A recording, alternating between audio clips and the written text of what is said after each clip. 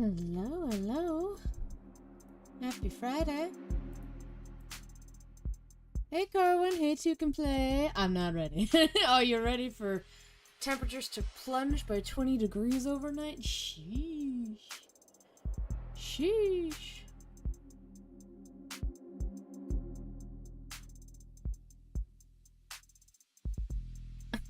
Oh! That's so funny. I'll have to fix that, Grace. Sorry.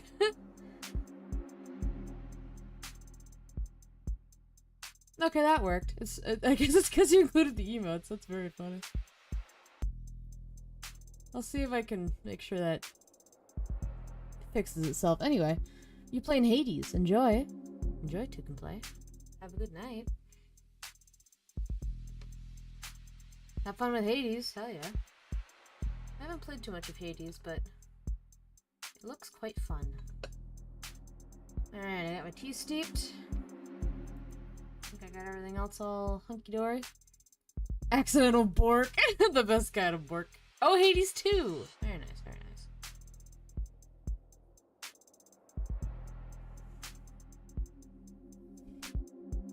Good stuff. Hell yeah. Hell yes. Look at Morgan. Look at her.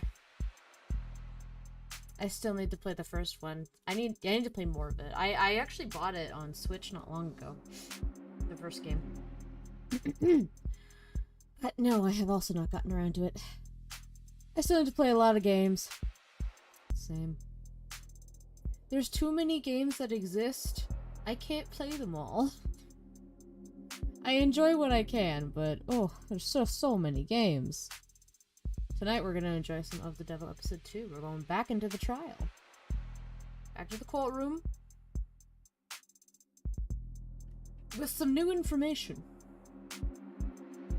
We know who Sosuke is. Past how we were introduced to him. You need a moratorium on new games. What is a moratorium? I'm sure I've heard it before. A temporary prohibition of an activity. Just no new games, please. Just one year, not even 1 year, 5 years. No new games, so I can catch up. I'll feel that. Alright. Let's continue, shall we? 29:01:32. Yeah, that's the last one. Looks like it. Alrighty. I'll also accept a time dinner. Best I got is a time dinner. They must have waved me down over 5 times. I've been in private banks with less active security than this. Were they private banks that have recently had a shooting? No. Then the comparison seems flawed. Armed guards in the halls, drones outside the windows, androids standing firm in the streets, triple spectrum scans at every entrance. They really rolled out the red carpet for you this time. If they were this concerned, why didn't they just move the trial outside the city? The district attorney said as much, but the city council overrode them. The district attorney? You mean Miss Rockford? Miss Rockford's boss. Word of the attack yesterday is already trickling out. I need to turn it down a bit. It's quite loud. There we go. They can't afford to delay, so it'll look like they've been successfully intimidated. There's such a thing as overcompensating. Not on the stage of security theater. Were you able to look over the DNA analysis that Cyan has completed, Adonai? The report on the bindings? Yeah. Tell me more! Oh god, there's more things here. Oops.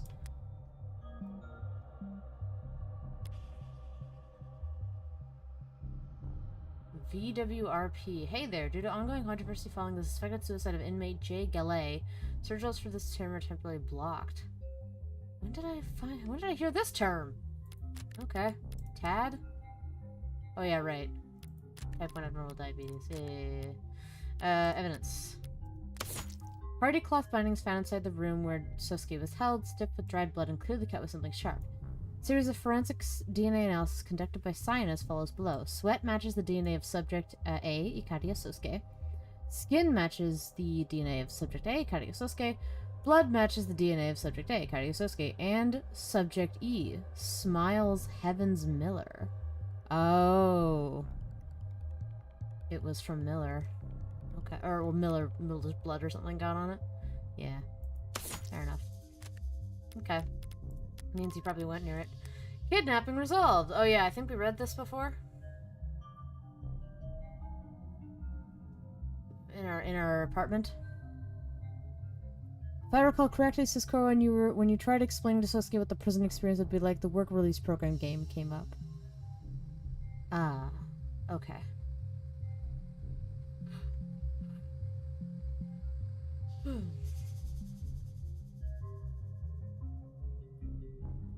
Yes, okay, I read this. Okay, great. Gave me a lot to think about on the ride over. You're looking much better. I don't feel better. They gave me some sort of injection last night. Woke up in much more pain, but they still insisted on taking off all my bandages. Some sort of injection? Sosuke consented to intravenous injection of a recovery accelerant at 9:33 p.m. last night. You consented without knowing what it was? I nodded. Thought it would help me sleep. An interrogation room floor isn't exactly ideal for rest. Spoiled brat. Wolf. The same guy who was confidently telling me he was fine with going to jail. What about you, Adonai? Were you able to get any rest? I slept like a rock. Eventually. Because the lieutenant was passed out drunk in my apartment. Didn't even wake up with a certain unwelcome guest stumbled out the door in the early morning, thank God.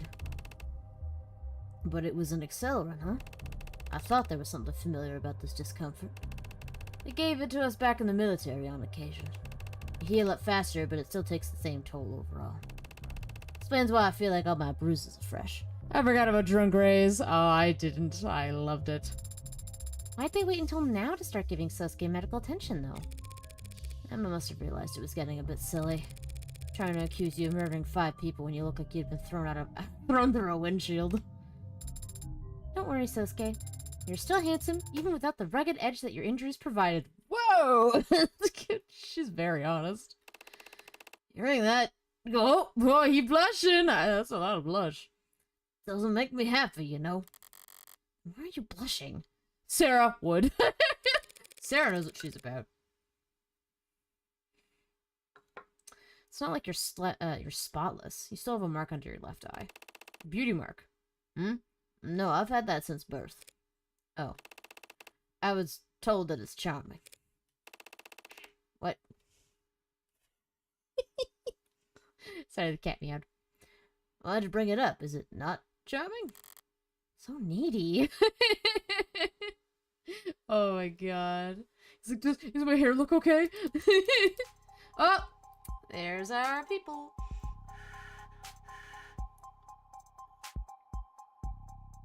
Sorry, took a sip of my tea.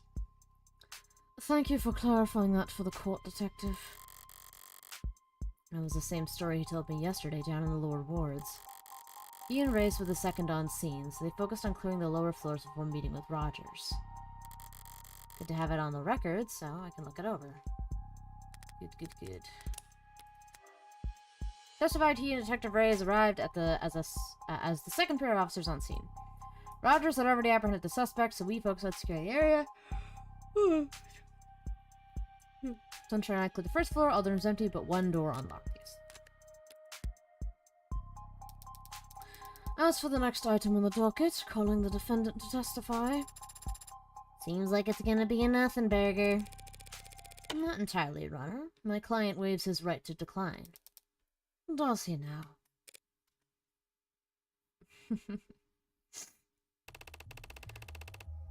Sosuke Ikaria. I'm the head of personnel security at the Ikaria Financial Group. And the IFG, that's a family-run small business, mom-and-pop operation, I take it? Family-run? Well, Mr. Ikaria, I feel like the court already has a strong understanding of the circumstances you found yourself in. How you were captured and tortured by those 4 known criminal associates, all of whom are now dead. How you were found standing over the body of Officer Chopin. I suppose all anyone can ask is, what do you have to say for yourself? I can only tell you what I remember, even if it's mostly pain. How about after the pain? How did it end? I woke up to the feeling of my blood drying on my skin. Familiar sensation for a head of personnel security, I assume? Objection. I can answer. It was a novel experience. I pulled off my blindfold and felt like I'd stepped into the desert. White flaring in my eyes, heart thumping in my temple. But I realized there's a gun in my waistband. The indicator showed it was spent, didn't know what to make of it. Does this gun look familiar to you, Mr. Akaria? Yes, that's the same gun. Let the record show the witness has admitted to wielding the same Mag US used to kill 2 of the victims. Is this okay? I stumbled forward towards a door, and past it the whole room seemed red. And after that, you don't remember? Anything else you'd like to say to the court, Mr. Akaria, before we finish? There is one more thing I recall. I remember holding my sword. So he admits it. You remember holding your sword? Oof, that ain't good. That's very interesting of you to say, Mr. Akaria. It was on the ground, and it's important to me, so I bent over and picked it up. Do you recall the next thing you did with that sword, Mr. Akaria? No. The next thing I know, I'm being transported and read my rights. I see. Your Honor, do you feel we need to continue the questioning? The trial. Emma's so smug.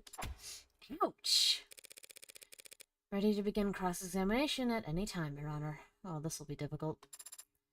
Gotta find a thing to ask him about. Press him for. Throw something. Because I don't know if he contradicted himself, but I don't know. We'll see. If you insist. Round 1, fight! Surely we're past round 1 by now. Alright, cut bindings. Yoru. Magus. We have to remember the cut bindings had a bit of Miller's blood on them. He said he picked up Yoru. Actually, let me check the evidence real quick for those, just in case there's anything I don't remember from a week ago. Mag US. Short barrel maglev firearm recovered from the scene of the crime.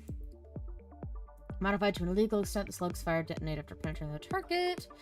Registered to Tanks. Fingerprints on the gun match Sosuke, no one else. Found on Tank's person over a week ago during a routine civilian frisk by officers. TC and HR report follows. Subject in possession of firearm. Oh, right. They gave him a pass. Firearm shows signs of illegal modification. Subject in possession of suspect communication software stolen. Found. Subject released with a warning in accordance with blah, blah, blah. Personal discretion without prejudice. Okay. And we looked at the cut binding. So where's Yoru? Where's Yoru? Thought it would be... Huh. We don't have Yoru as a... Unless it's sword. Yeah, Sosuke's sword. Here we go. Bladed weapon found at the scene of the crime. Held with the torso of the victim, Tariq Chopin. Steel is chipped at several points, especially the tip. Identified by Makoto as Sosuke's personal sword, Yoru. Taken along with Sosuke down to the lower wards, falling in ambush to Makoto. Fingerprints on the handle match the right hand of Sosuke Akaria. No other fingerprints found. His left hand was broken, I think. Blood residue at various points of the blade matches the DNA of victims Chopin, Miller, and Trey. Another murder weapon I had to wipe prints off of. Blah, blah, blah. Must have gotten Miller's blood in the blade. Okay. So this one's got Chopin, Miller, and Trey. Okay. Well, we'll see what we got here. Blindfolded and in pain. No, that's fine. Managed to untie my bindings and stumble forward. How? That's when I noticed the gun sticking out of my waistband. I was alarmed, but the ammo was already spent. Wait, all of the ammo? When I stepped through the door, everything on the other side was red. What does that mean? All I could think to do was bend down to pick Yoru up off the floor. Well, that's right. The next thing I know, I was in an ambulance having my rights read to me. Okay, well, it's obviously not that one. Sosuke isn't lying about anything, is he? No, he's just subconsciously glossing over a certain key detail. All the trial prep in the world can't undo multiple concussions, I suppose. Maybe it's the mag thing? Unless he's talking about, like, how did I manage to untie my bindings? Do I call that?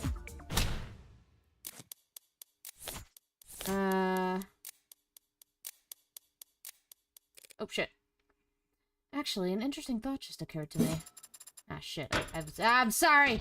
It's fine. I'm gonna remember to save. I'll take the lot. I'll take the L for that one. Okay.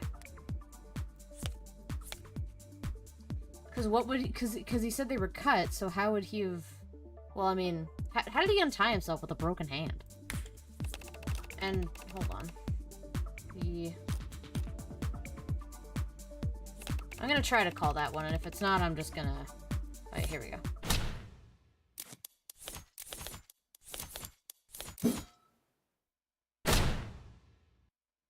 There we go. Nice. Sosuke couldn't have untied his way out of his bindings. Not when they were very clearly cut by something sharp. Yeah. Objecting to a statement from your own client now. What did you mean, Morgan? These pieces of cloth were recovered from the room where you were held, Sosuke, and they've very clearly been cut. You didn't struggle your way out, you cut your way out. Yeah, so what did he cut it with? He had to have stumbled out, found Yoru, and... Well, no, there was a small blade. So we have to somehow bring the blade into this. Because I don't think we've done that yet. The small knife. Yes, now that you mention it, that's right. But if I cut myself out first...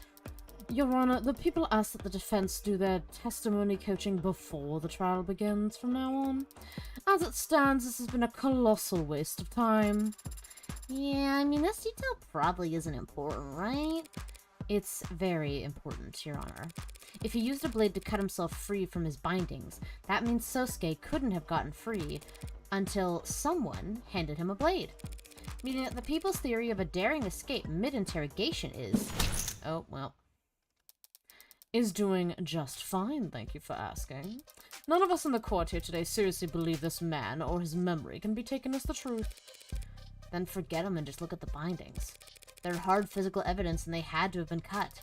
By something sharp. What do we know that fits that description? You're telling me he cut it with Yoru? A big fucking sword? No. You think it was Yoru? His captors kept him bound in that room most of the night, then cut him from his bindings with a sword to bring him into the main room for questioning, where he turned the tables on them before slaughtering them all. Badass. Well, Counselor, are we done here? Could the katana have been used to cut those bindings? No, because they don't have Miller's blood on them? Is that the answer there? Because the bindings have Miller's blood. Where's his sword? They have... Oh no, they do have Miller. Fuck! Okay. Chopin, Miller, and Trey. What's on the bindings? Chopin, Miller, and Trey. And Miller and Sosuke. No, because they don't have... Well, no. Shit. maybe it could have, but it seems a little odd. But it seems odd to just back down from it, necessarily. If that's our only... Like... If that's our first argument, you know? Let's see how the dialogue goes. Looking at the actual bindings themselves. Okay, alright. Yeah. Oh, shit. No, that's not what I want.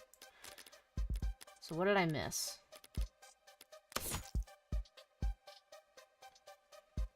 Sweat matches Sosuke. Skin matches Sosuke. Blood matches Ikaria, Sosuke, Miller. I mean, the only thing it's missing is Chopin and Trey. But but that would mean that they wouldn't have had their blood on them yet because he hadn't killed them yet. Is the prosecution's line there? I'm gonna keep it. I don't know. I think there's something about it I'm just not seeing. It could have been the sword. It couldn't have been the sword. Oh, wait a minute. The fingerprints. The handle only had his, right? I just realized. I think it's only his fingerprints on the sword, so if they're saying that someone sliced it open by holding the sword... Fingerprints on the sword. Yeah, no other prints found, so it can't be. It's near impossible for him to have done that. By himself. That would be so difficult. Of course it wasn't the sword that cut those bindings. What do you mean? The problem lies with the DNA. Your Honor, if we could please draw the court's attention to the forensic analysis of the bindings. You'll notice... Your client's blood, obviously. Yeah. Yes, obviously. But upon closer inspection, you'll also see Miller's. Oh, is that what they're going for? Okay, fair enough. That blood from Miller was found as well. The poncho guy? Who was stabbed in the throat, as the court may recall. Oh. I'm stupid. Okay. I mean... They could argue to be like, oh, it didn't have the blood on it at the time, but then when they ripped off his bindings, well, basically it means that he'd have to have gotten the bindings ripped off, like torn off, in the main room. It couldn't have been in the room where he was being held. I clocked out, I'm heading home! Excellent, Guru! By your client's sword, as is no doubt still fresh in the jury's memory. Well, how can that be, Your Honor? What do you mean? Is it not sharp enough? What a piece of... How can Miller's blood have ended up on the bindings that kept my client from leaving the room which he was held? Okay, that's the angle. Gotcha.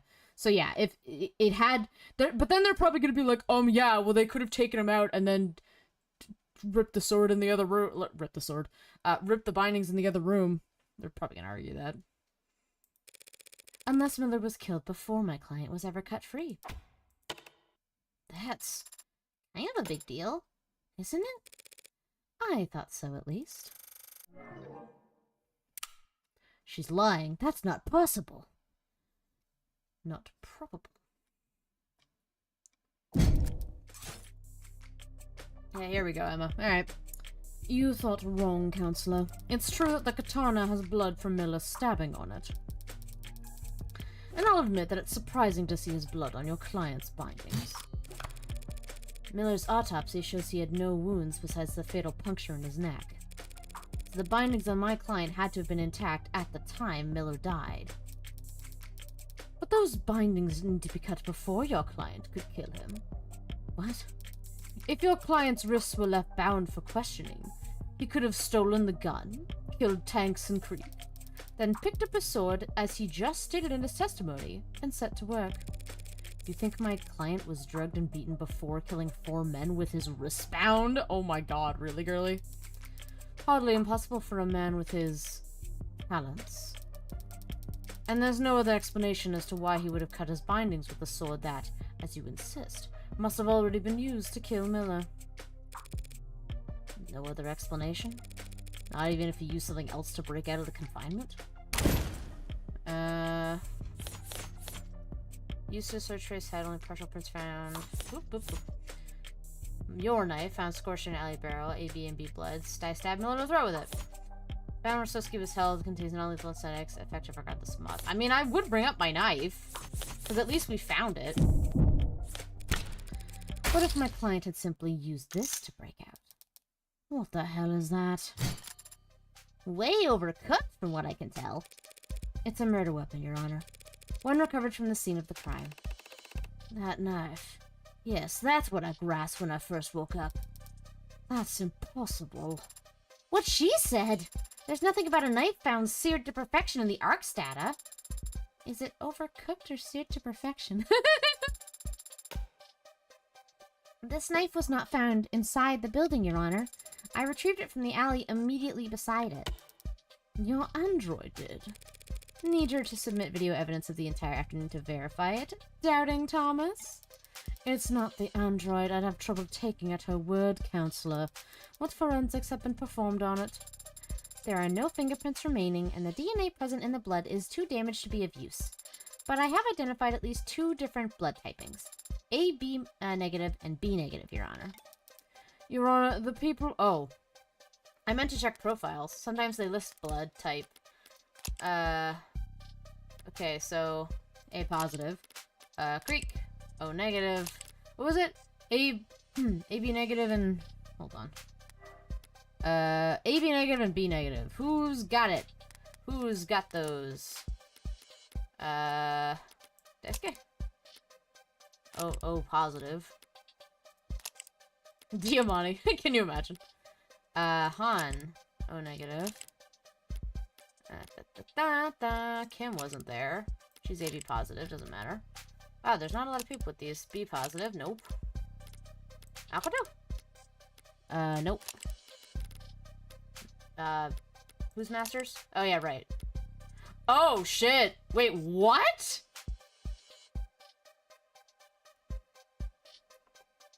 Why are you checking everyone who wasn't at the crime scene? Hey, I'm just going down the list, friend. And I did check Creek. Masters matches that. That's kind of weird. Anyway, but she wasn't there, so. B negative. So yeah, that's definitely Miller. Mirai obviously wasn't there, but just going down the list. Me. Oh fuck, me, of course. Oh, we have the same blood type. Interesting. Nope.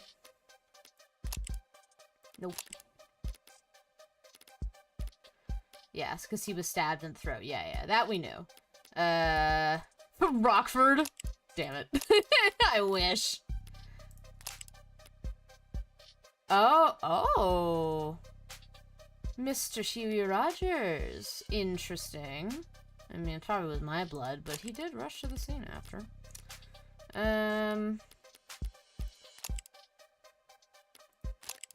Just checking everyone for fun now. UAD.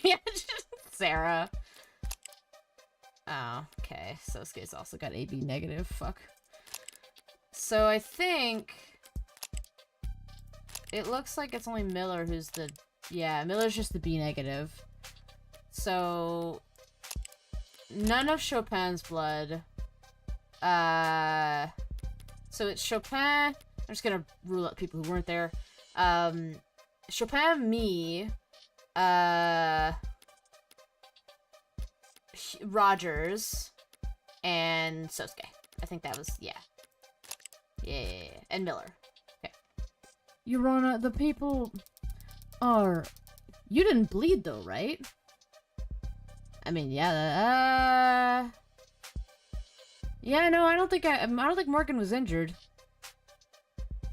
Not that I recall, anyway. So it's probably Sosuke or Rogers. Miller's for sure. Miller's the only B negative there. And we know Miller's throat got slashed.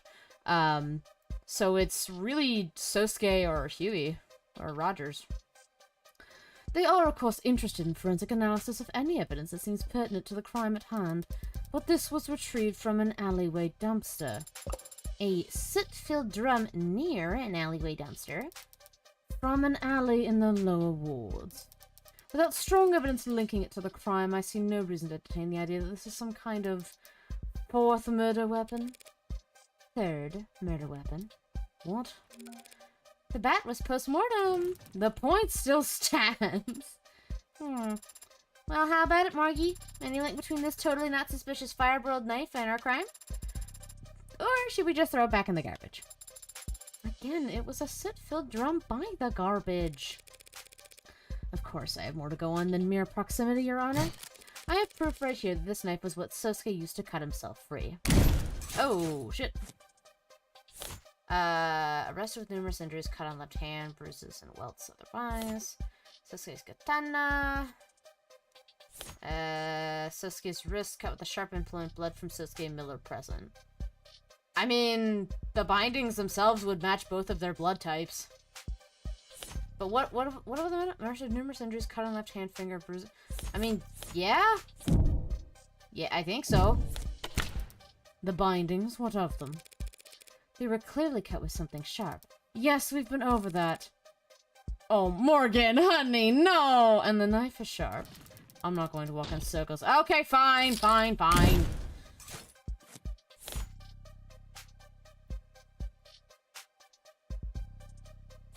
His medical records, I guess? Cut on left-hand finger? Oh. Yeah, that would be a little weird if it was with a katana. Just take another look at that. He only had a single hand to work with? True. Yeah, that's what I was saying earlier. I was like, how would he have been able to do that? Your client's medical intake record.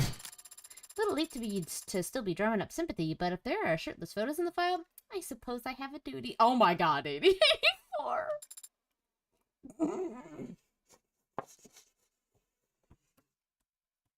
Why did I sip my tea when I read that? There are. Sarah is so fucking thirsty in this episode. It's so good. Not Sarah joining in. Oh my god. I took a sip, I read it, and I nearly spit out my tea. What? I did not remove my shirt for... If I may please direct the court's attention to one specific item. Slight laceration found on left hand. What do you mean slight? Like a paper cut? More like a cutting board accident. Neither paints a very gallant picture. But if he had a cut on his finger when he was first arrested, then it must have been sustained around the time of his escape. Like when he was using a knife to cut himself out of bindings while blindfolded. It's okay, I also did nearly did a spit take, nice. Yeah, that makes sense. Even a master swordsman can nick himself on his blade every now and then. His katana was found with a lot of blood on it, yes. But none of his own. Oh, that's true. I didn't think of that. Yep. Adonai is correct. Yoru was thoroughly tested and found to have blood residue matching Miller, Trey, and Officer Chopin. But not one drop of Sosuke's.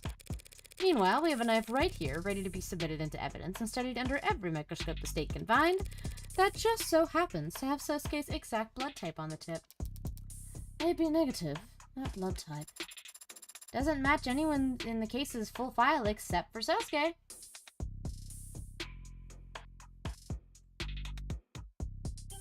Are you saying that Huey is not in the file? I mean, I guess because it's about the murder and he came after, but he has the same blood type. What? I do blood type fortune telling. Why you have a hobby? Shoot me! 2 shots right to the base of my skull. Counselor Morgan? Perhaps you might grace us all with your formal request. I call for this knife to be submitted into the record and forensically analyzed as quickly and thoroughly as possible. Because I believe it is the murder weapon that actually ended Miller's life. A knife to the neck. Would be much easier to pull off than using the very tip of a sword. I hypothesize. Nice recovery.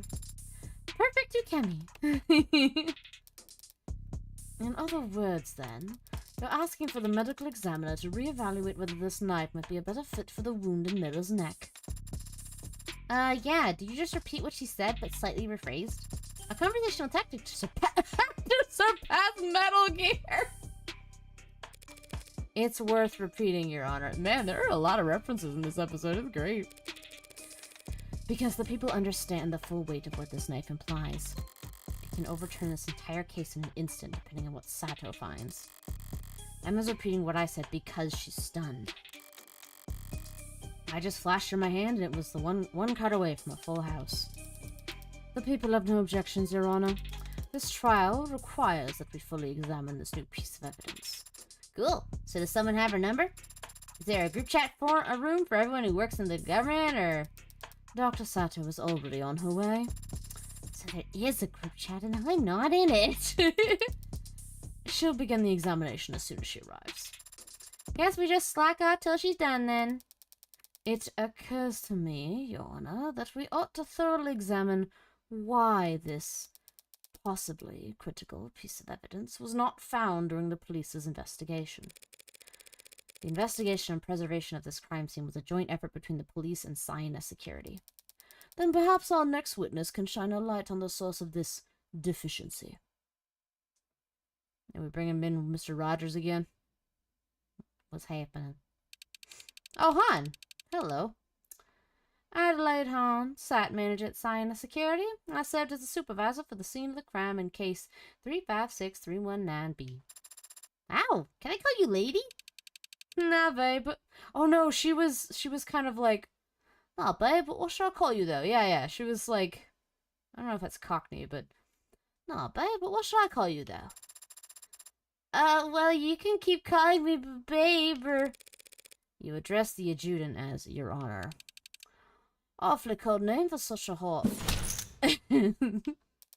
Why the hell wasn't this knife found? Oh, that's not Emma's voice. Why the hell wasn't this knife found sooner? Well, I hate to throw a business partner under the bus, but we at Siena Security maintain the perimeters and stand watch over secured scenes. It's the cops who do the searching and flagging. You'd have to ask them you'd have to ask them why they didn't go dumpster diving. It was a drum. The police aren't your business partners, though, are they? I don't understand the question, Your Highness. Siena Security is a cell corporation owned by FIC Holdings, an offshore rebranding and effective pseudonym for Kim Acquisitions. Oh.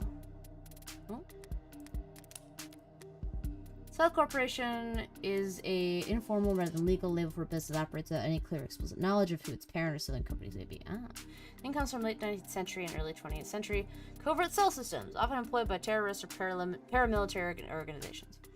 As there is no technical definition of what constitutes a cell corporation, the experiences of employees operating within such companies vary greatly. But it is commonly reported that individuals are expected to complete their work without full information about how their jobs slot into the greater corporate structure. While many consider the comparison inappropriate or even libelous, there is nothing illegal about the organizational structure, and some consider it a prudent measure to reduce the risk of trade secrets leaking to competitors. Also frequently searched, what is my job? AKA the heart of the criminal organization operating in the lower wards that is commonly referred to as the Blue Blood Mafia. If you say so, sounds like it's above my pay grade. Permission to treat the witness as hostile. Can I get popcorn first? Do you know why the state cooperates with the Blue Bloods to this degree? Why you're allowed to run your businesses and manage your petty fiefdoms? Petty fiefdoms? How about this? It's a free country and we're loyal, capitalist, tax-paying entrepreneurs. You got your own explanation? It's because you're insignificant. Woof. Neither you nor your organization are on trial here today. That's not a favor. It's not a show of respect. It's just reality. The state is slow to shift its priorities. You aren't the focus of this investigation. But if you impede this trial's progress by dodging questions and playing stupid, you'll find that the state shifts its attention to your neck very fast. Sheesh. You got some questions for me then? Why wasn't the alley searched? Because the police found all the murder weapons within minutes. No rational person walked into that bloodbath and thought, gee, I wonder if there's a knife buried under a pile of ash in the alley downstairs. Your witness, counselor? My turn. Alrighty. If my hunch is right, it'll be critical that I gather as much information as possible about the scene of the crime, and the ways in which it changed after I left. I should save here.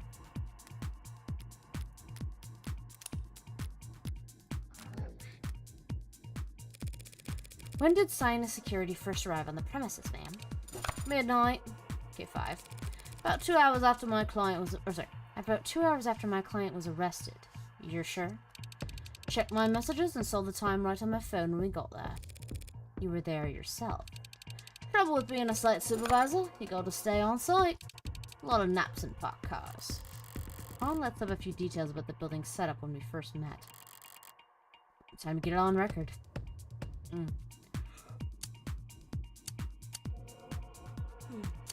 Hmm. Do you know who owns the building that these crimes took place in? I don't. Do you know who installed the security features on the location? It was Sinus. Must have gotten hired by someone. Not my department.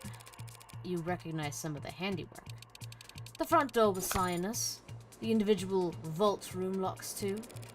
That front door was locked when officers arrived. They had to shoot... Sorry. Yeah.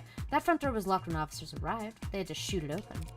Shouldn't your security systems recognize officers as a law? Our doors use physical locks. A lot of folks in the lower wards don't trust a fob scanner that can be hacked. Physical locks can be bypassed too. Sure, but at least that takes time. Is there any way to unlock that front door without its key? I mean, you could use a spare, right? Is there any way to lock that front door without its key? Yeah, but the technique's real complicated. You walk out and let it shut behind you. Oh my god. The door is designed to lock behind you automatically. It's a selling point for a building designed to be secure. Okay. Tell me about the weather. Or maybe about the alley. What did she let slip? I'm trying to remember. Maybe it was something about the alley. That knife was found in the alley only yesterday, even though the police should have searched there. Yeah, seems like seems like not everyone did their job. Did you do yours? Was the alley monitored around the clock? It was. Any disturbances to the scene in the alley? No, none. Make a press more. So there was no opportunity for someone to plant that knife there after the crime occurred. Not even a blue blood. There were cops coming and going all over. Why don't we ask them if we went around planting evidence? We did our damn job. Ooh, F. We're loading. We're loading. Loading. Alright.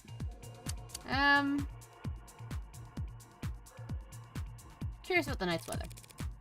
It was a warm night, I'll bet. You asking me about the weather? Not exactly grade A small talk.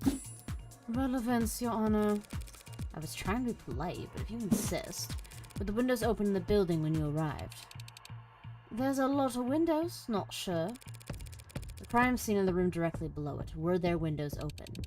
Yes, those windows were open when Sinus arrived. Strange. Didn't it rain that night? That drizzle was over before 9 p.m. Even if it had been a downpour, it's not a crime to risk getting your windowsills wet. Alright, so the building wasn't completely sealed by the time you got there.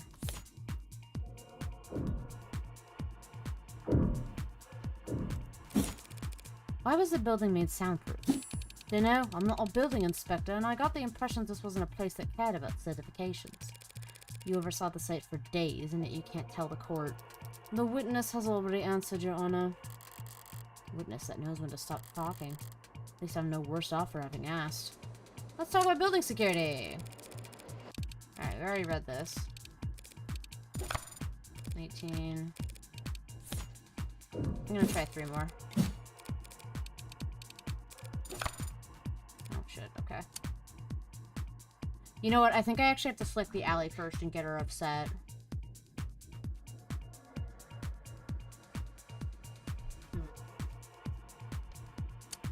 I'll try. It's probably gonna be the same thing.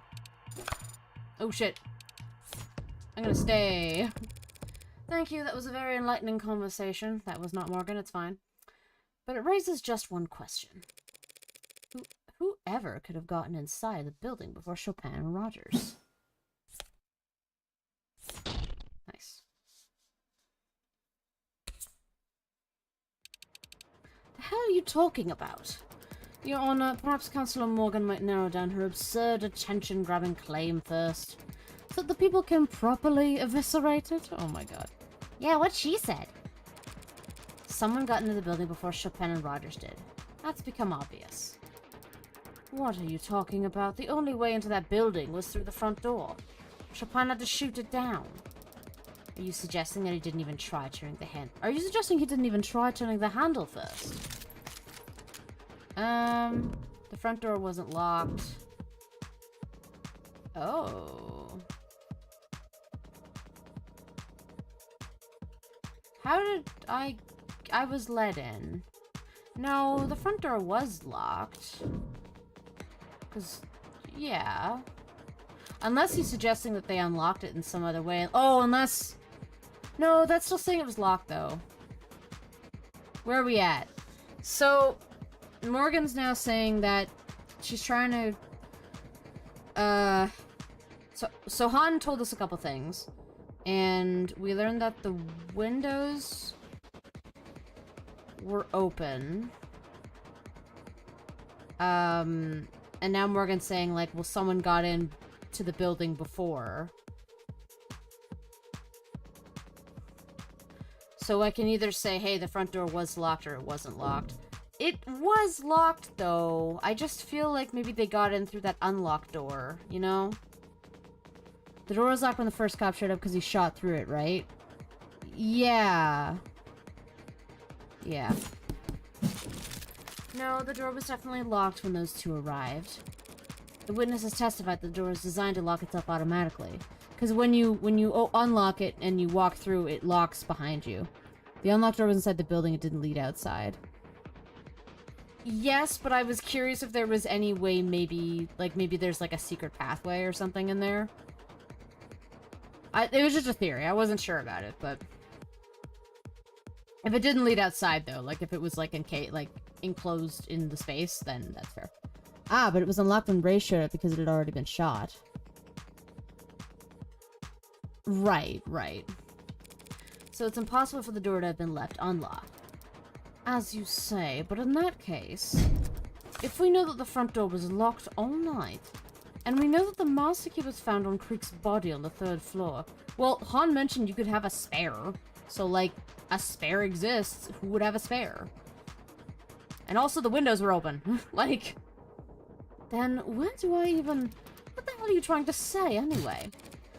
Yeah, just that they used a spare key. Oh, a spare key, how convenient. But completely unfounded. The witness just testified that a spare key is the only other way in. But there's no proof that a spare key even exists. Probably not, no. Probably! So how about I show the courtroom where it was hidden instead? Oh.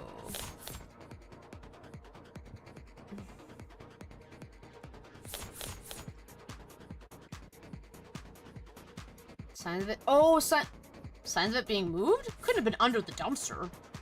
That thing was heavy as hell. I was wondering when this detail would come up.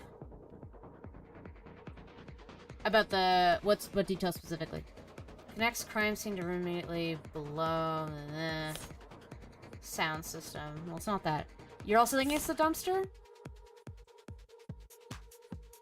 I mean, there's gotta be a reason it was moved. The dumpster? What is your obsession with presenting evidence found in the garbage? I am going to ignore that comment, and besides, there wasn't a spare key in the dumpster. It must have been underneath it. That dumpster was fucking heavy. Who would put a spare key under that and you would have, like, oh my god. I don't even know how, like, there's no space. It would move with the dumpster. I mean, maybe it wouldn't. Maybe it would, like, sink into the dirt. But it seemed like it was concrete. Oh my god, that dumpster was so heavy. People who don't want randos find the spare key to their criminal hideout? I mean, fair. I guess the question is how they moved it then, because that thing was fucking heavy. What? Is that true? Hey, don't look at me. I have no idea what she's talking about. That dumpster has clearly been moved, as indicated by the markings left behind from dirty rain in the lower wards. I was thinking more like taped to the wall behind it. Oh. Yeah, that would make sense.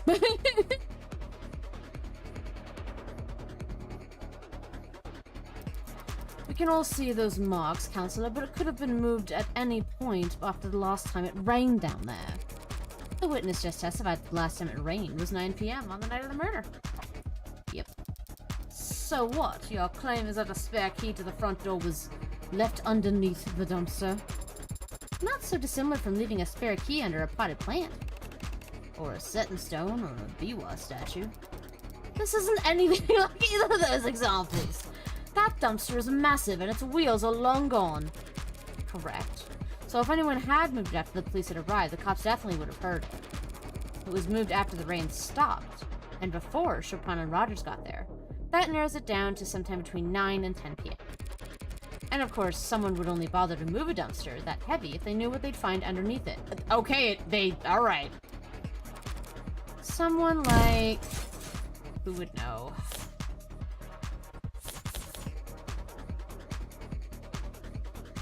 She's got modded arms. She could be strong. She's not the... Well, she's security, though, so she would have had to know how to get into the building, and she knew that there was a spare, so it probably was Han. It's not Chopin. I'm gonna say Han. She's got modded arms. She could move that dumpster easy.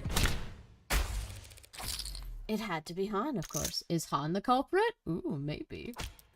Counselor. Ooh, look at her, look at her. She's on the edge. On the edge.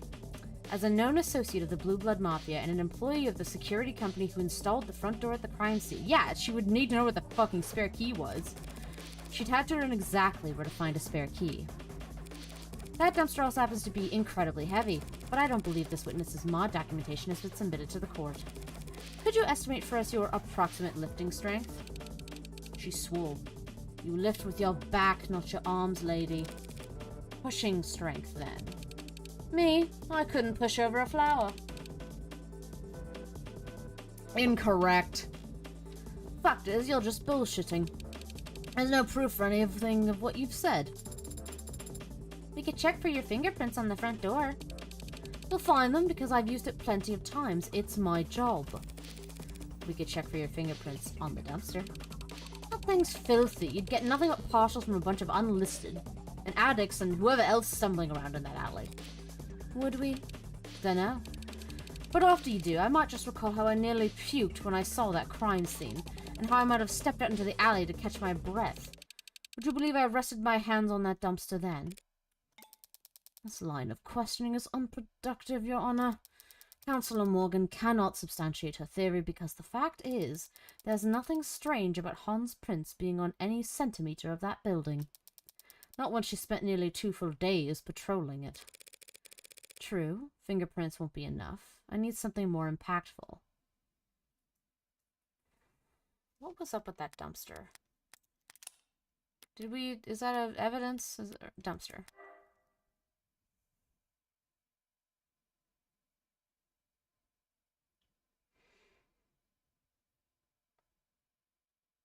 The lid makes a very unpleasant sound.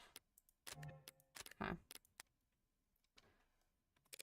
And I've got just the thing. What? Han wasn't there that night. She was there before the police ever were, and she was there long before scientists showed up at midnight. And I can prove it right now. How? Exactly. What? I'm going to prove how she got there before the police did. Oh, hold on. It's she reacted to the thing that she had. Oh, fuck. What was it? It emitted a sound, and her phone responded to it, and that was creaks. Oh my god, what was it? Whistle. Whistle of unusual make, discovered not far, pressing it emits a frequency inaudible to humans but capable of being picked up by many electronics. So her phone picked that up when we did that, so someone would have tipped her off. Maybe being Creek. Yep. What the hell was that? Oh yeah, the androids don't like it. Adonai, do you really have to do that again? What is happening right now? This is a simple whistle. Oh, ad's starting in about 50 seconds, so I'll take a break in a bit. Every time I press it... every ad in the courtroom picks up a rather nasty frequency. As does any phone with a proper receiver app installed. So, should the witness be excused so she can answer her phone, Your Honor? You brought that shit into the courtroom? Where exactly was this whistle found? At the scene of the crime, of course. Near where Creek's body lay. Police must have disregarded it as a keychain or a toy. Didn't anyone ever teach them that when you find a button, you should press it? She knew Morgan had found it. Oh, yeah. Yeah, she didn't think that Morgan was gonna bring that up? Han, come on, honey. That's the exact opposite of what you should do at a crime scene. Touch the button! Yesterday, Dr. Sato testified that Creek was alive for several minutes after being shot. If he pressed this whistle, even once in that time, the witness's phone would have started getting alerts. As I've demonstrated to the court just now. She should have just left her fucking phone! God. I mean, I guess that would have been maybe a little weird if she was like, oh, I left it somewhere, sorry, but she coulda. Anything to say for yourself, Miss Han? Did someone install the app on your phone as a prank? Its reception has limited range. The lower wards is a tight-knit, high-density community. How far could you have been? Far. I wasn't in the area that night. Doesn't matter what range she was at, Your Honor. Okay, I think the ad's gonna start soon, so I'm gonna take a break. Wait a minute. BRB. Oh! My goodness. Ooh, good timing. The ad break began. Yeah, like, Han was facing Morgan when she was like, oh yeah, I have that installed on my phone. Like, you don't think that that's incriminating for any reason? Maybe just uninstall the app? Even if you brought your phone. Just uninstall that shit. Make it not look like you were at the scene of the crime before, you said you arrived. You know? It's not rocket science.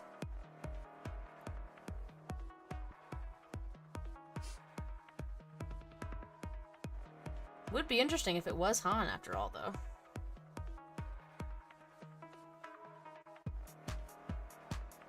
Alright, I think the ad's coming back, so I will return.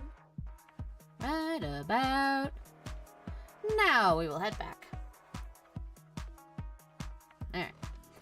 The defense claims that Han entered the building with some kind of spare key, letting the front door lock behind it to block Chopin and Rogers. But those two officers did enter after they shot the lock, at which point they didn't run into the witness. Creek was shot around 9:45 p.m. Considering the time it would have taken Han to arrive and retrieve the spare key. She would have only been a few steps ahead of Chopin and Rogers. After coming so far with your brilliant spare key deduction, are you now going to claim that she simply ran away? No, at that point she would have had to hide. Ah. Only known as— oh! In the unlocked room! Yeah. Wait, hold on. I should look at all of them first. Yeah, it's this one. Yeah. Oh shit, no! Fuck! I hit the wrong one. Sorry.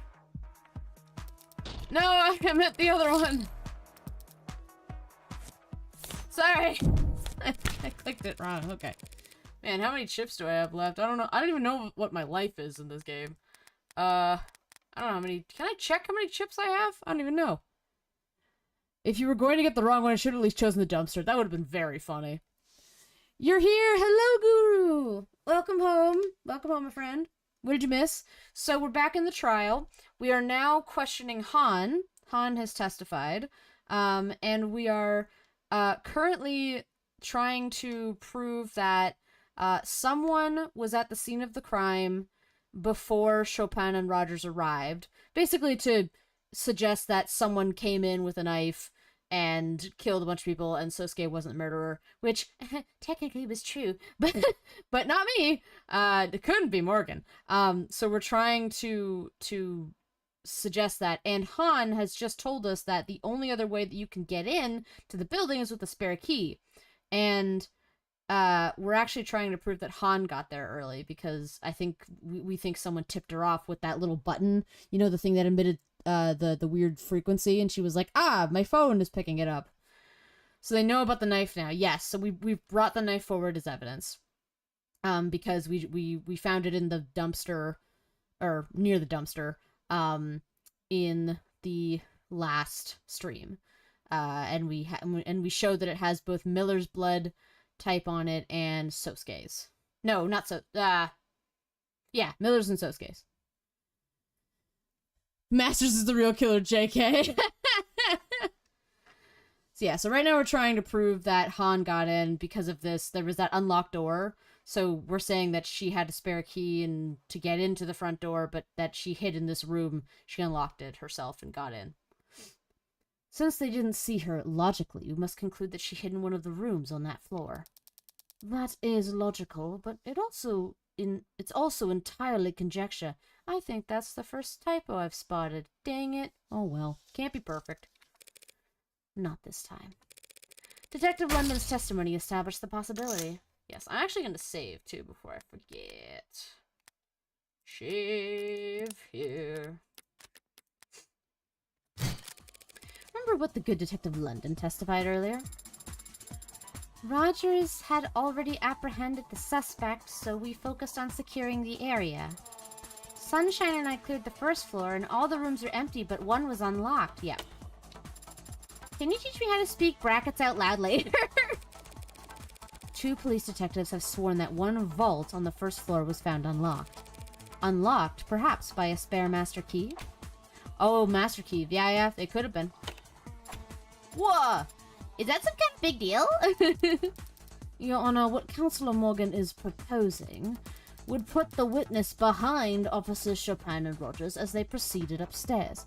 Yes, I can teach. Bracket you, leader. Nice. Not a bad place to be, if you want to do some backstabbing.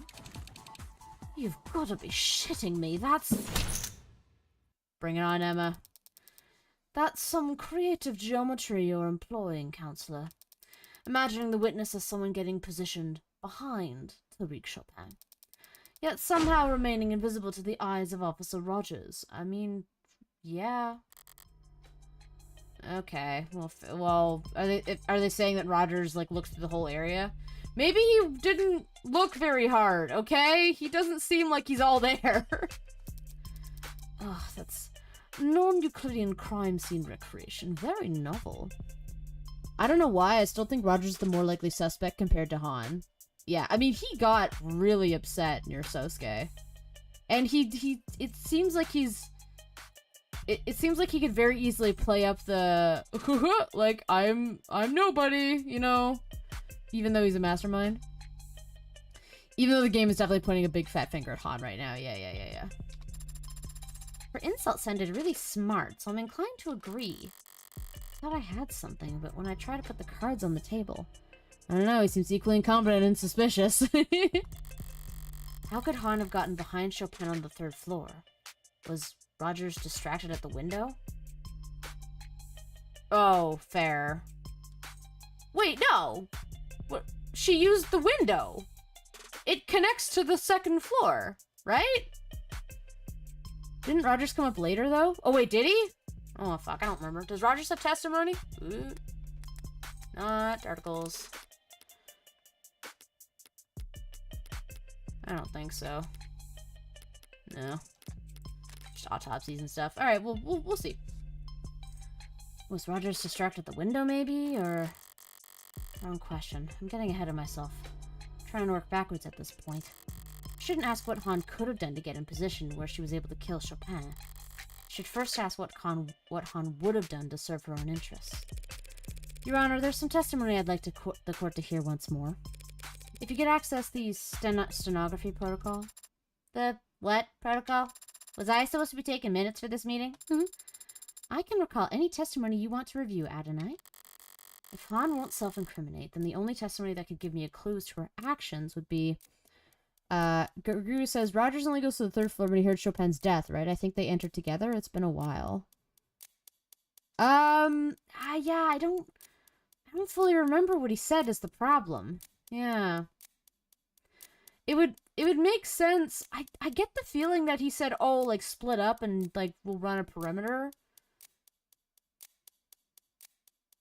They were together in the car, though. So I think when they got to the building, I think Chopin went ahead of him. Okay, then the only testimony that give me a clue to her actions would be... Well, Rogers, we need to hear from him again, right? Because we know London's, he came later. We know Sosuke's.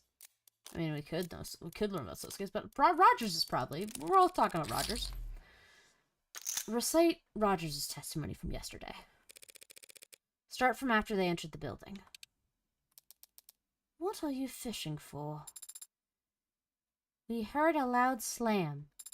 Chopin gets all deadly serious and insists I stay, and he goes ahead. Yeah. Oh, I stay. Okay. That's it. The sound Rogers heard from the alley. The one that made Chopin want to form a pincer. Yeah, it was the dumpster slamming. That must have been when Han moved the dumpster. I mean, landed on the dumpster, probably. What's the... Hold on. What's the landing look like? There's that, like, fire escape.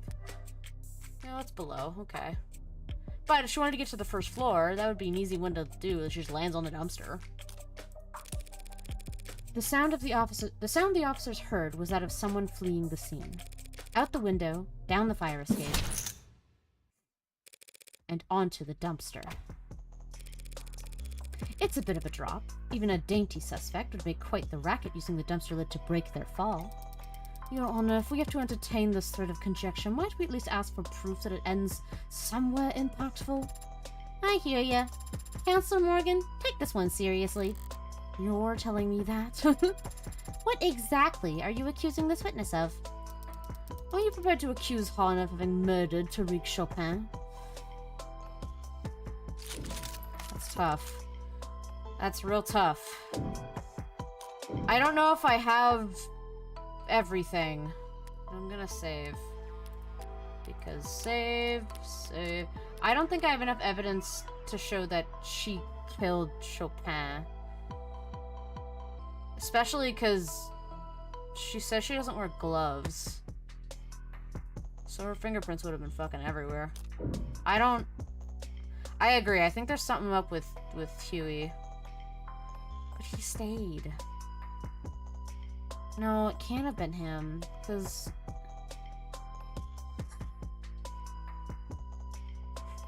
Tough. I wasn't here for Han, but I'm assuming this just put a hole in Han's story and not accuse.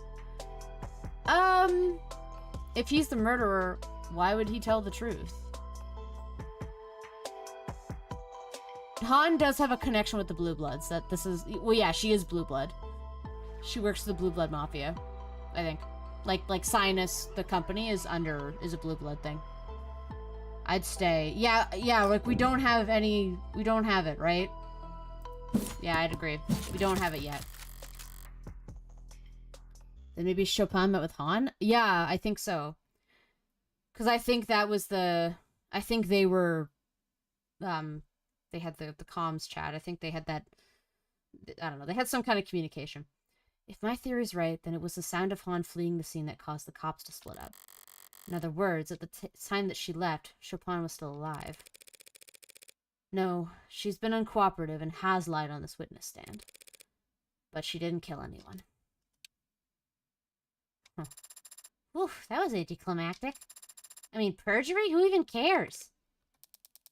Perhaps now, Your Honor, the court could get back on track and bring this witness's testimony to a close. And considering the fact that she may very well have perjured herself, I think it might be a better use of the court's time if we cleared the room for the remainder of this witness's testimony. Han is the lesbian, that's correct. No objections, Your Honor. Okie dokie. Bailiffs, clear the gallery and remove the defendant to the holding room. Okay. They're forcing us out? What the hell? What the hell? Hey, tag along, would you? With Sosuke? Can't let someone with a concussion fall asleep, right? I am certainly not concussed at this point. We should have mentioned that earlier to jog your memory. Yeah, that she's the lesbian. See? He's delirious. Trust me. Very well, Adonai. Good luck. Sip my tea in the meantime.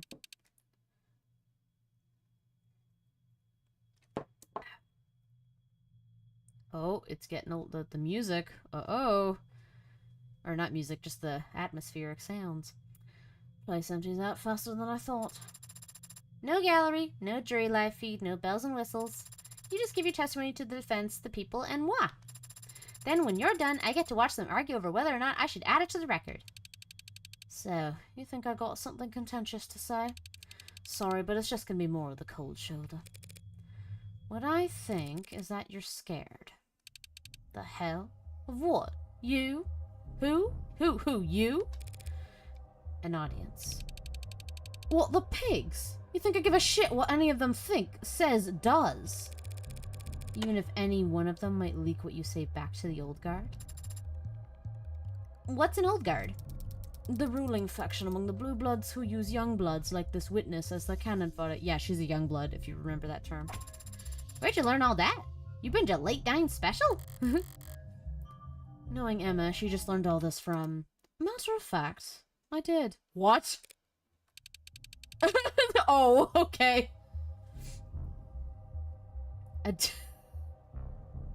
A day. Oh my god. Anyway. Old God knows where my loyalties lie. I'm no snitch. So now there's someone to snitch on. I don't help state prosecutors, and I definitely don't help Ikarian lawyers. The court's already been emptied out. We can sit here in silence if you like. 15 minutes of nothing, and then you walk out. But when you do, someone's gonna make assumptions about what went on in here. Telling me I'm screwed if I do, screwed if I don't, ain't exactly got me feeling Sosuke didn't kill Creek. Maybe you don't care if an Ikarian dog goes down for a crime he didn't commit. But how do you feel about the person who did put the hole in Creek's chest, toasting to the news of the verdict? Screw this. 9:47 p.m. Night of the murders. I got the alarm on my phone. Knew it was Creek because of all the whistles all have specific frequencies. Corbin says, John Oliver did a report on the Old Bloods and Young Bloods. You gotta set him into your device if you want to listen to him, for him. Creek had nerves like ice. Strong bluffer. Wouldn't press that button unless he absolutely had to. I ran. Was fastest that way, on foot. Usually is in the lower wards. I knew where the spare key was, helped set up the whole damn place. Doors, keys, soundproofing. Stepped inside and had just gotten my phone light out when those two idiot cops came up. Reds and blues, but no siren. Trying to be some kind of movie shit. I thought they were gonna shoot me. And I heard Chopin getting ready to break the lock and I knew they were gonna shoot me. Used the spare key on the nearest vault, dipped inside and prayed they would just head straight upstairs. Lucky for me, they did. You followed after them. At a distance, but yeah, saw their boots on stairs, their shoulders around corners. They split on the second floor. One went upstairs, he was quiet except for that squeak on the fourth step. So, she didn't even get upstairs. Whoa! Oh, Saber! Hello! Is that what she's saying? She got in the front door and then heard them and was like, oh fuck, and then went into the vault room? So are we suggesting that the sound outside by the dumpster was something different? The sound that the cops heard? No, it had to have been. No, it had to have been her. She had to have landed on the dumpster and came back. Okay. Thank you so much. What were you playing? Sonic Unleashed? Ooh. You play a lot of different games, my friend. I like that. How was Sonic Unleashed? Howdy doody. I'm doing good. How are you? She jumped from the second floor, not the third, I'm assuming. Yeah. Probably.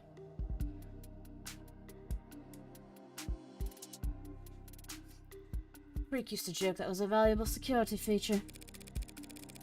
They separated on the second floor without any prompting? Yeah, second floor, okay. Good, we were fast. As you should be. Sonic Unleashed what? A can of whoop ass? Which one's Sonic Unleashed? That's, that's that Werewolf Sonic? Was that Were Sonic? I feel like that's Were Sonic.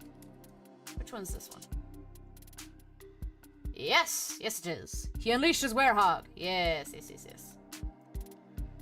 The last time I've seen anything from that game was when the Game Grumps played it many years ago. I'm glad you had fun though. Thank you so much for the raid. If you got a raid and run, like, get some food or whatever, or take a break, I get it. I do appreciate it very much though. You're always so nice. All your raids are always so nice. I wish that, like, I could do it more often to you, but more often I think we're streaming around the same time, and I think you might start a little earlier. One of these days, I'm gonna do it. We're gonna find the right time, you know? Sonic Unleashed can't whoop ass, not unless it is Sonic Popeye crossover. Sonic eats spinach and becomes insanely buff. You're awesome. Not you, man. You're so nice. You're so cool. I'm glad you had fun.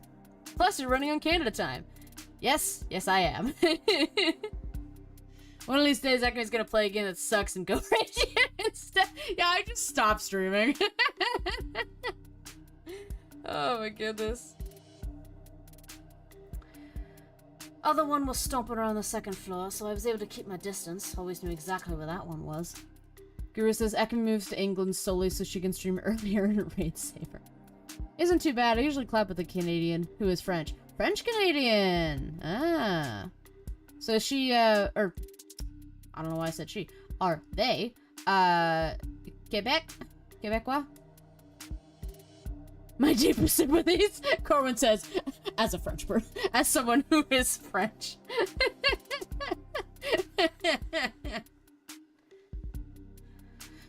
I make fun of her for speaking French.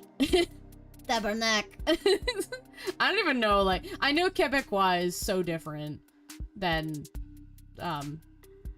like Paris, France kind of French, but, or the entirety of France, I should say. Mexican men make fun of the French. How are the French? Well, they're excellent. That's great. Other one was stomping around. Oh, I always knew exactly where that one was. Then one shouted down. He shouted, saying that everyone was dead. That must have been Chopin just before Sosuke snuck up on him. I like Creek. His boys were alright too. But I did not want to join them in Red Hood's company. So I didn't risk sticking around a second longer. I opened that window on the second floor and jumped for the ground. Yes, there we go. I was willing to hit my knees, fall on my arse, if I had to. But I ended up smacking the dumpster instead. Guy on the second floor shouted after me, "They're in the alley!" I heard windows slide open above me, footsteps on the fire escape. My knees had stopped shaking and the fog was with me. So... Okay, so Chopin... So they split up before they heard the sound then? Or it was a different sound? Because she's saying, if Han's telling the truth, she's saying that Chopin said everyone was dead, and then she left and, like, hopped onto the dumpster.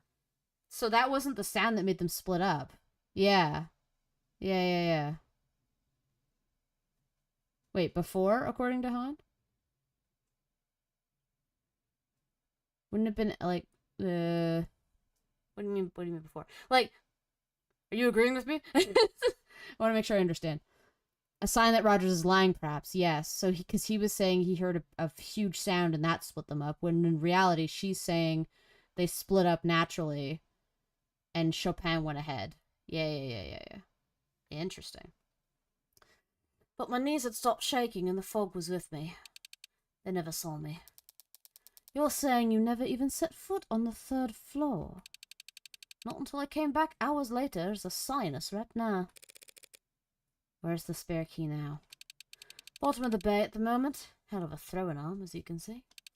I ain't gonna help you go snorkel around for it, if that's what you're asking. You know what? Rogers is straight. I trust a lesbian over someone straight, Guru. I mean, Han's pretty cool. Han's pretty dope. I think the question is, what would be Rogers' motivation? Why would he want to kill Chopin? If he's a murder suspect. But he did seem very suspicious, you know. A bumbling fool like that can't be gay. Well then, I mean, he's a cop. Cops suck. That's fair. Well then, the people thank you for your testimony. You've cleared up a number of oddities surrounding this case. Though none of the answers you provided have changed the fundamental facts of what the defendant is accused of. Not quite. She was in and out counselor, didn't even set foot upstairs. I know. Not until she came back to secure the scene, right? Out with it, Counselor. There's no need for theatrics about the jury or the gallery here. I'm still here. I do appreciate the witness being so forthcoming about her first visit to the scene. Now I just needed to explain why she started covering up evidence when she returned. This is fair. Like 60% joking. What are you talking about? Okay. Alright, what am I talking about? Lots of documents hard to copy, easy to destroy. No, they run the... Okay. Well, the knife. Scrap of paper found on the second floor. Oh, was hidden by the trash. It's probably this. Why was it hidden? She was there. Wait, was there anything else?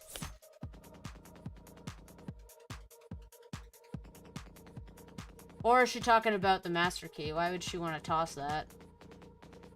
That's a little weird.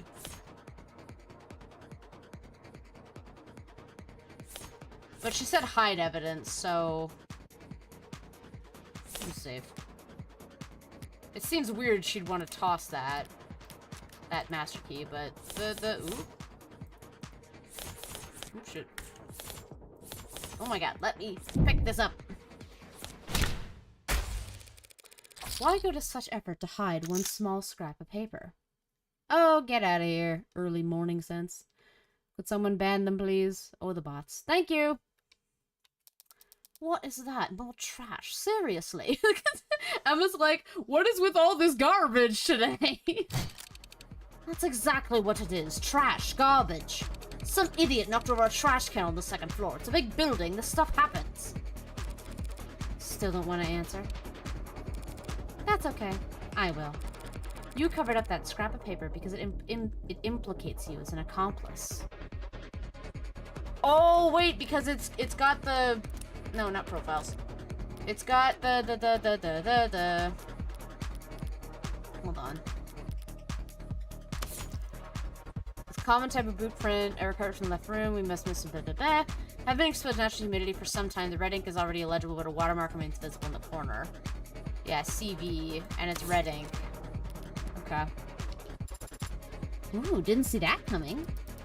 Because it's nonsensical, Your Honor. Counselor, you just got done explaining how Han arrived after the pod was killed and left before Chopin died. Not an accomplice to murder. Just the mafia equivalent of leaking government secrets. Even though the papers were almost entirely illegible, it only took 4 characters for the P-492 plan to blow up in court yesterday.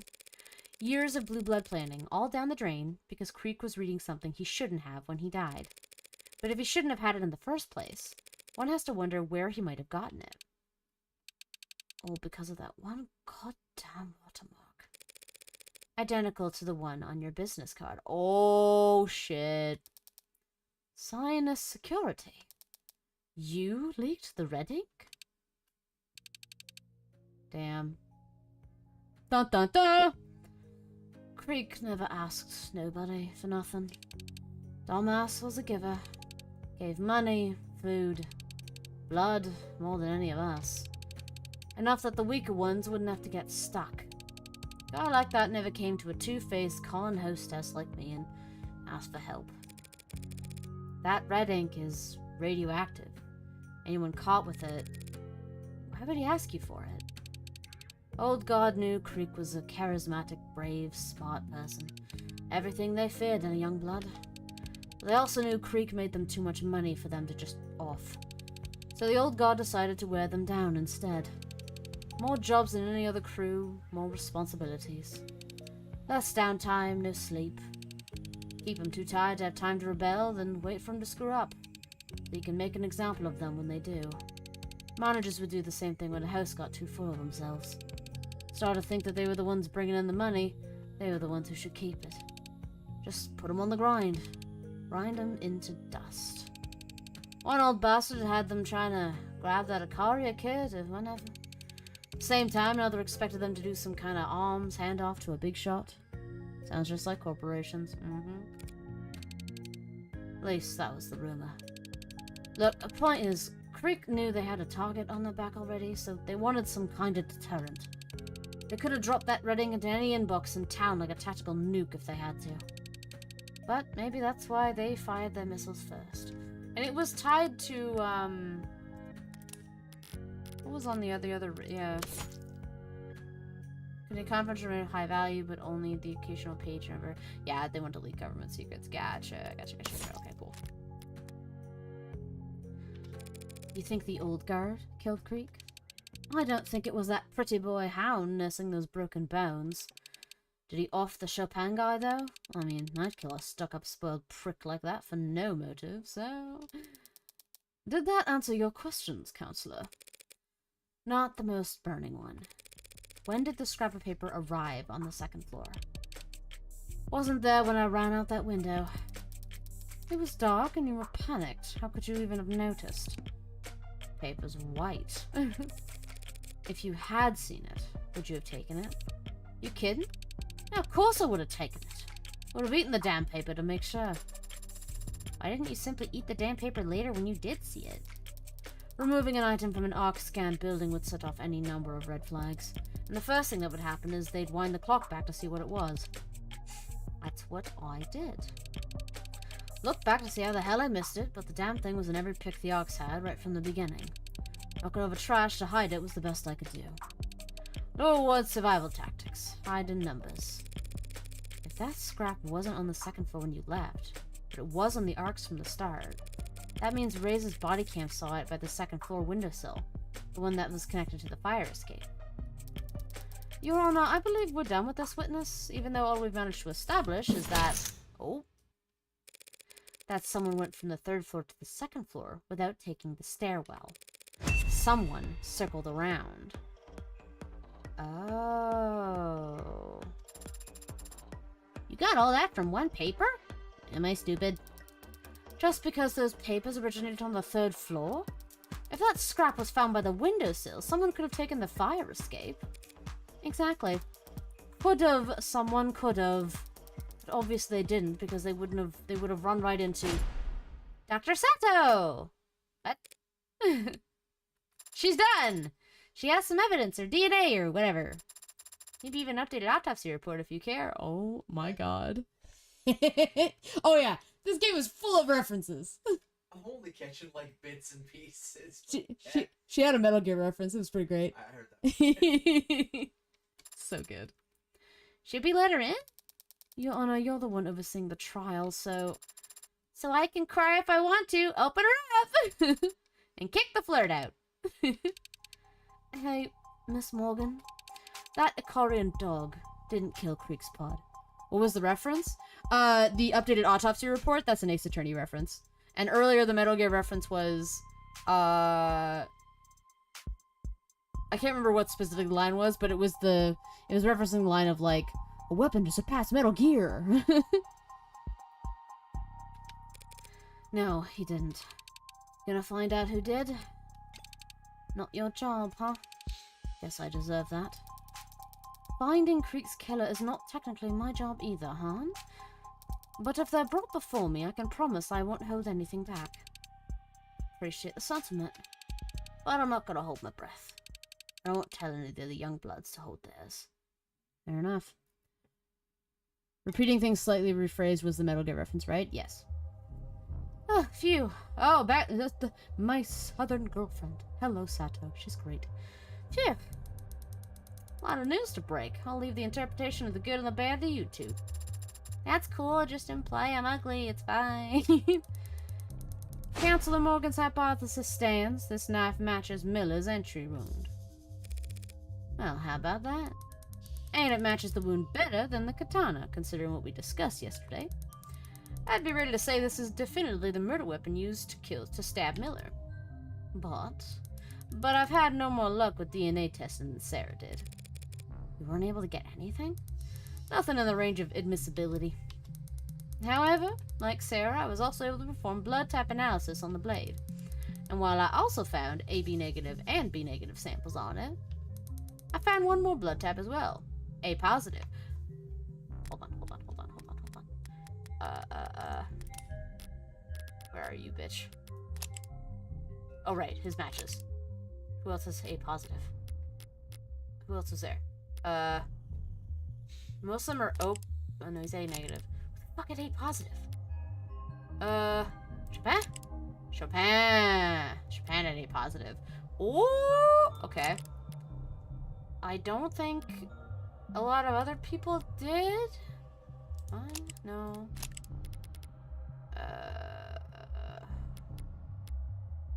No, Ray's wouldn't.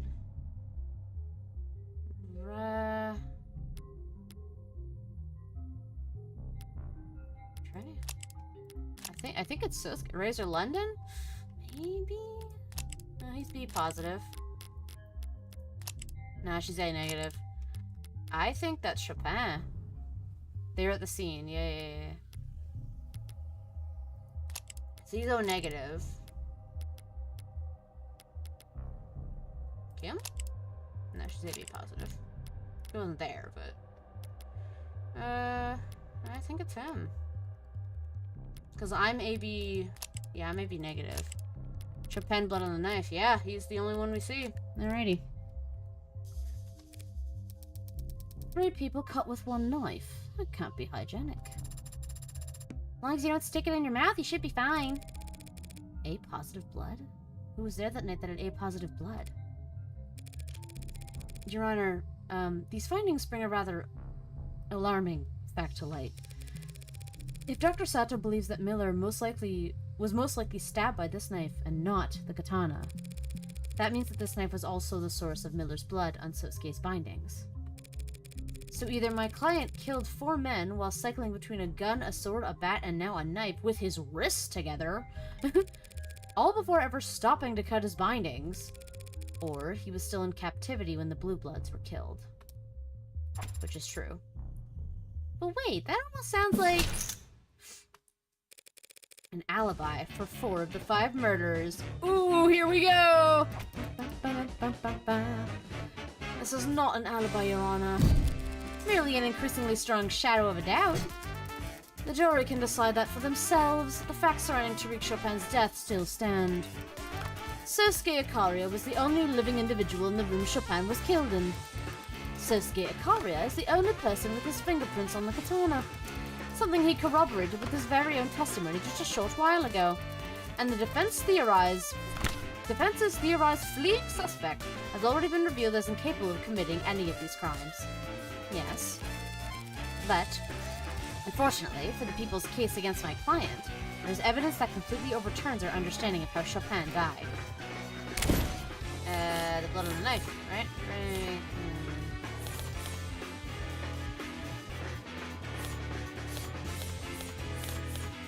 My knife! The knife that Dr. Sato just confirmed was used on Miller. Very likely used to kill Miller, yes, but definitely used to kill Chopin. Ho ho! Oh, the turntables! What? What are you going on about? Blood typing. Chopin is the only victim with A positive blood. Even my client Sosuke had AB negative blood. Wait, what? So yeah, so that's what I was checking the profiles. So the knife, the small blade, also had Chopin's blood in it because Sato said she also found an A positive blood type on it. Chopin's the only A positive blood type we found in our profiles. So the plot thickens! Maybe it was killed by Rogers! Yet Dr. Sato just told us that A positive blood was found on the knife. Blood could have come from nowhere but the single fatal wound identified on his autopsy. Chopin's blood was all over that scene. The knife could have fallen in at any point. Check. Not at any point, no. This knife was removed from the crime scene and never seen by the Arcs. That means it had been moved into the alley before Detective Reyes arrived on the 3rd floor, correct. But Chopin was impaled by the sword. We've all seen it. Yes, but I was assuming Chopin was holding a knife when he was stabbed with the sword, but I guess not. No. Oh shit, I couldn't read that. How could that stab wound not be fatal? Yes, but not fatally. How could that stab wound not be fatal? Perhaps it was post-mortem. Yeah. You're basing this on the blood? Usually closely follows a stabbing, yeah. It's the amount of blood, Your Honor. An impalement doesn't leave much blood at the scene because the weapon acts as a stopper, yes. I assume the amount of blood at the scene was the result of the sword being jostled afterwards because the wound had been aggravated. But this knife turns that idea on its head. Yes, Chopin was stabbed in the heart from behind, but it was most likely with this knife. Yes, there was a lot of blood. He collapsed on the floor dead, and then the knife was removed, and his corpse was impaled with the sword in the same wound, leaving a mark on the floor. The sword was only then moved around, increasing the wound size and masking the initial knife's entry wound. So smart! While utterly soaking the floor in blood. It's a possibility. If I may, Your Honor. I did not do the voice. If I may, Your Honor, this may be just a possibility, but it's the possibility that makes the most sense to me.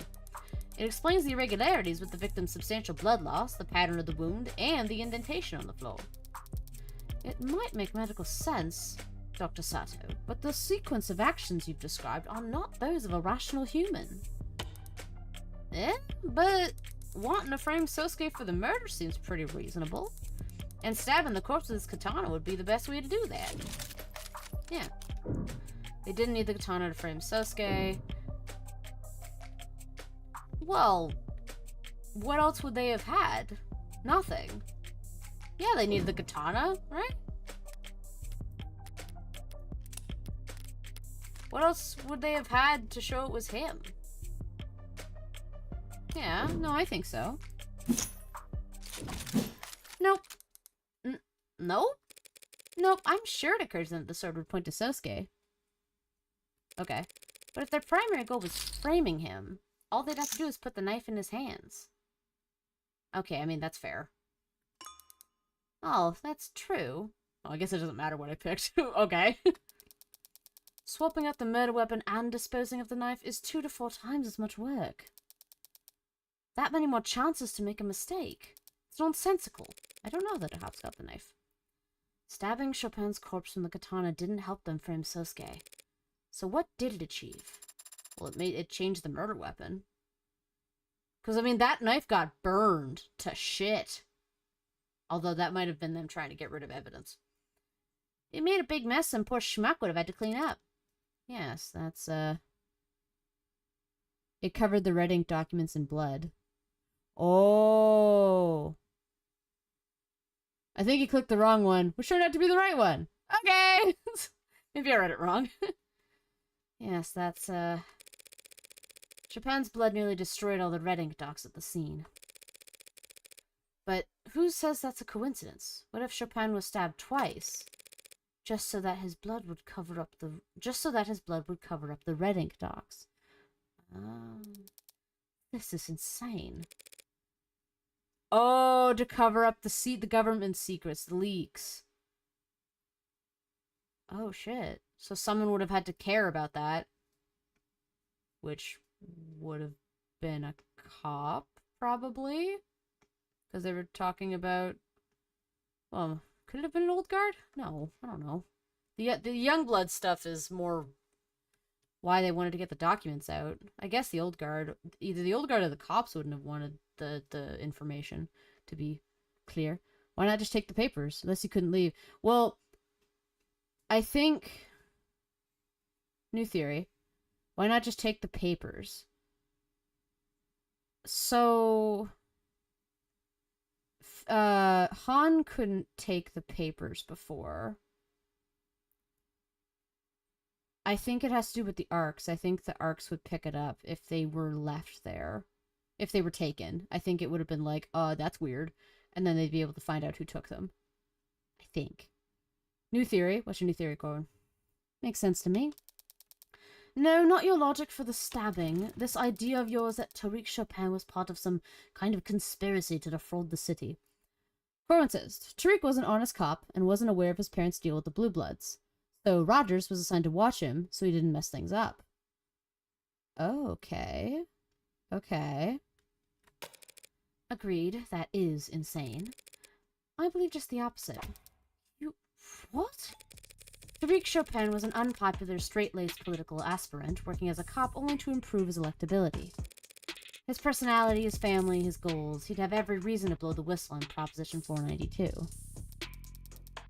And just get the whole project cancelled? Leaving the lower wards in an underdeveloped lurch, a lot of people would hate to see that happen. A lot of blue bloods. But the son of 2 city councilmen wouldn't care. And an Icaria like my client would be actively rooting for it. You think Chopin was murdered just to cover up the fact that Proposition 492 had been corrupted? Just? All that money left on the table? All the future money coming down the line? That's a much better motive than... What was it you proposed exactly? That my client saw a police officer and would rather stab him than have to explain why he killed his captors? Something along those lines. So, like, what's going on now? Did Sosuke do it or not? That will be cleared up in very short order, Your Honor. With the help of our final witness. Let's go! Let's heckin' go. Better be Rogers, you son of a bitch. So Yoru wasn't even really used to frame me. He was used to draw more blood from the wound to soak the papers? A very cold decision to make in the heat of the moment. Defiling a corpse just to protect investments? Colder than stabbing someone in the back? In some ways. Didn't think that was up for debate. Thank you for joining. Yeah, Rogers! It's time to face your maker. Meet your maker. That's the phrase. Thank you for joining us once again, Officer Rogers. No problem. Where is everybody, though? Well, after the shooting yesterday, I'd rather not risk the integrity of celerity of this trial or by rescreening every member at the gallery when I've already cleared the room once. Celerity? Speed! Trial's gotta go fast, baby! And it takes everyone a while to find their spot in the stands again. We were almost caught in the line of fire not 24 hours ago, Officer Rogers, yourself included. Surely you don't find the lack of an audience to be intimidating. Nah, I guess not. Where'd we leave off with this guy anyway? I believe that lawyer over there just accused my late partner of being on the take for the Blue Bloods. I was merely exploring a possibility raised by the witness's sworn statement, Your Honor. That he never heard any gunshots in the area himself. And I stand by that. Good. Does the defense have questions for this witness, Your Honor? Or should we all continue to glare at one another for the rest of the day? Tempting, but I guess we better not. Your Honor, we ask that the witness testify once more about how he and his partner arrived on the scene. Yeah, because you said you heard a crash, and that's against what Han said. Yeah, no problem. I'll repeat it as many times as you like. I'm gonna have to call you on that. Alright, it's implying he's gonna lie. Whistle. Oh, just the whistle. Okay. It was a quiet night when my partner heard gunshots. Oh, is that when we... Okay. Oh, everything. We headed for the nearest known Orca hotspot and arrived to find the building dead quiet. Door was locked. I checked the alley but didn't see another way in. Well, it's probably the first one. It's probably the button. The whistle. So Chopin shut off the lock to the door and we entered. Followed some kind of loud music up the stairs and there was a slam and my partner bolted to the 3rd floor. About a minute later, I heard a thud from upstairs and came running. Well, that's okay. To find the defendant standing over my partner's dead body. Adonai, are you waiting for something, perhaps? Just savoring the moment, I suppose. There's only one thing to do at this point, and once I hit the trigger on it, things will really take off. Alright, I'm gonna save. It's time to save! Yeah, it's probably the first one. Quiet night, then my partner heard gunshots. Here we go. Quit that already! As I've mentioned, I feel many times by now that it's a very unpleasant tone, Adonai. Sorry, Butterfingers. Hasn't anyone told you it's in poor taste to use the same trick twice? It's been a lot more than twice now. And besides, it's only an issue when it's used twice on the same audience. Speaking of which... Oh... You gonna answer that, Officer Rogers? I didn't even realize that was the cell phone sound! Oh, you bastard. Look at that face. He's so incriminated. Just to fill you in, officer, what I accidentally pressed just now is a whistle found at the scene of the crime. Weird coincidence that my little slip-up coincided with your phone vibrating. Can you read us the notification you received just now? Or should the court computer simply force open all your devices and splatter your data across the walls? Officer Rogers, you have a so-called receiver application installed on your device, do you not? Yes, I do. Is that in line with department guidelines on use of third-party software on state-provided devices? It's not breaking any regulations. Doesn't need to earn you any demerits to make you look guilty of sin. You and your partner, that is. Did Chopin also have this app installed? We can go check. If having that app on your phone makes you guilty of something, you'd have to arrest half the cops patrolling the lower wards. What do you mean? It's common knowledge that orcas use unconventional tactics to talk to one another. Flags on buildings, clothes left on lines, smoke signals, probably even messenger pigeons. Where? Oh, you don't like birds? Don't jump scare me like that. You gotta figure this statuesque. Every pigeon is a disaster waiting to happen. What? Anyway, whistles like this one aren't uncommon. So, is it common for members of the police department to try to listen in on the chatter of groups like the Blue Blood Mafia? Lower wards aren't a place a cop walks into without every weapon they can carry, and that goes double for information. Is she saying pigeons like to poop on her because she looks like a statue? Oh, I get it. That's funny. That's very good. Thank you for explaining that, Corbin. If that's what she's implying, that sounds like this. I like this, Laura. So there's nothing suspicious about his phone reacting to that horrible, horrible racket? I don't know, have I had to put up with that noise for nothing? Not for nothing. The witness is correct, Your Honor. There's nothing suspicious about having a receiver installed on any of your devices, even if you aren't a cop. What's incriminating is the fact that Officer Rogers' device responded to the specific frequency of this whistle. Yeah, it's creaks. Sorry, officer. A little blue birdie already told the court that you need to input a frequency in order to get alerts for it. Yeah, I knew that. So does the whole force, in fact. What? I see. The hell is she reading over there? Officer Rogers, testify about this anonymous tip that the police department received last night. The what? The what? Oh, for... I haven't seen the submission myself, but it came through the department network straight to everyone's inboxes. Be advised, anonymous tip suggesting potential orca analog chatter at the frequency listed below. Patrol officers in lower wards use this information at your discretion. That's absurd. What's the point of informing every cop in the city about a secret communications channel? The Blue Bloods would find out their line is compromised within minutes. Would they? I don't know. I don't control how anonymous tips get handled.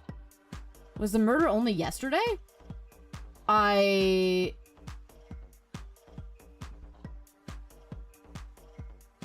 does seem a little odd. I didn't realize it was that soon.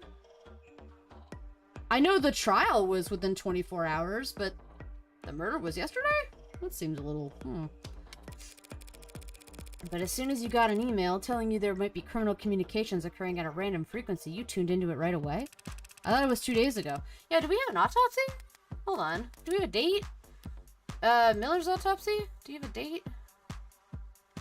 Maybe not. Chopin? Oh, now we have a time. Reek?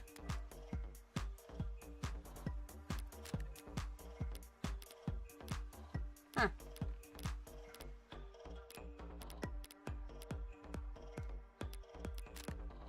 Like, Morgan hung out with the drunk Rays last night after the first day. Yeah!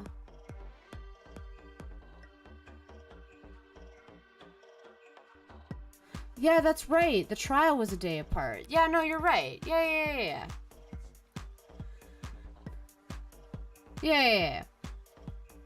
Believe it or not, I'm a little concerned about criminal communications these days. Having seen my partner murdered by an orca right in front of me, barely 24 hours more nearly getting shot myself. Back up. You saw the moment of your partner's death? That's news to the court. You know what I mean. Sure. Your Honor, the tip was submitted and the frequency was spread throughout the police department network. Likely because the Blue Bloods believed it to be compromised, having already been used at a scene where 4 of their members died. Officer Rogers may have the receiver app on his phone, but so do many other police officers in the city. The app doesn't provide timestamps of when frequencies are added. Oh. So there's no proof of when his phone first started listening for the frequency? Wait, what? Hold on. I'm confused. They said... Let's see how far this goes back. Anonymous tip they received last night. Ah, I get it.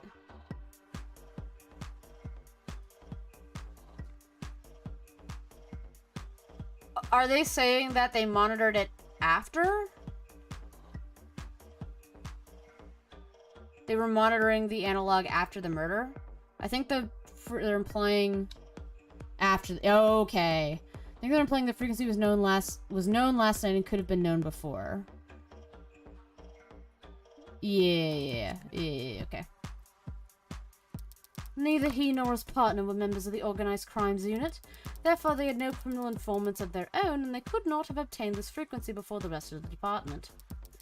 Since the defense cannot prove that the signal was acquired illegitimately. I never said I couldn't prove that. So we have to prove that they had it before.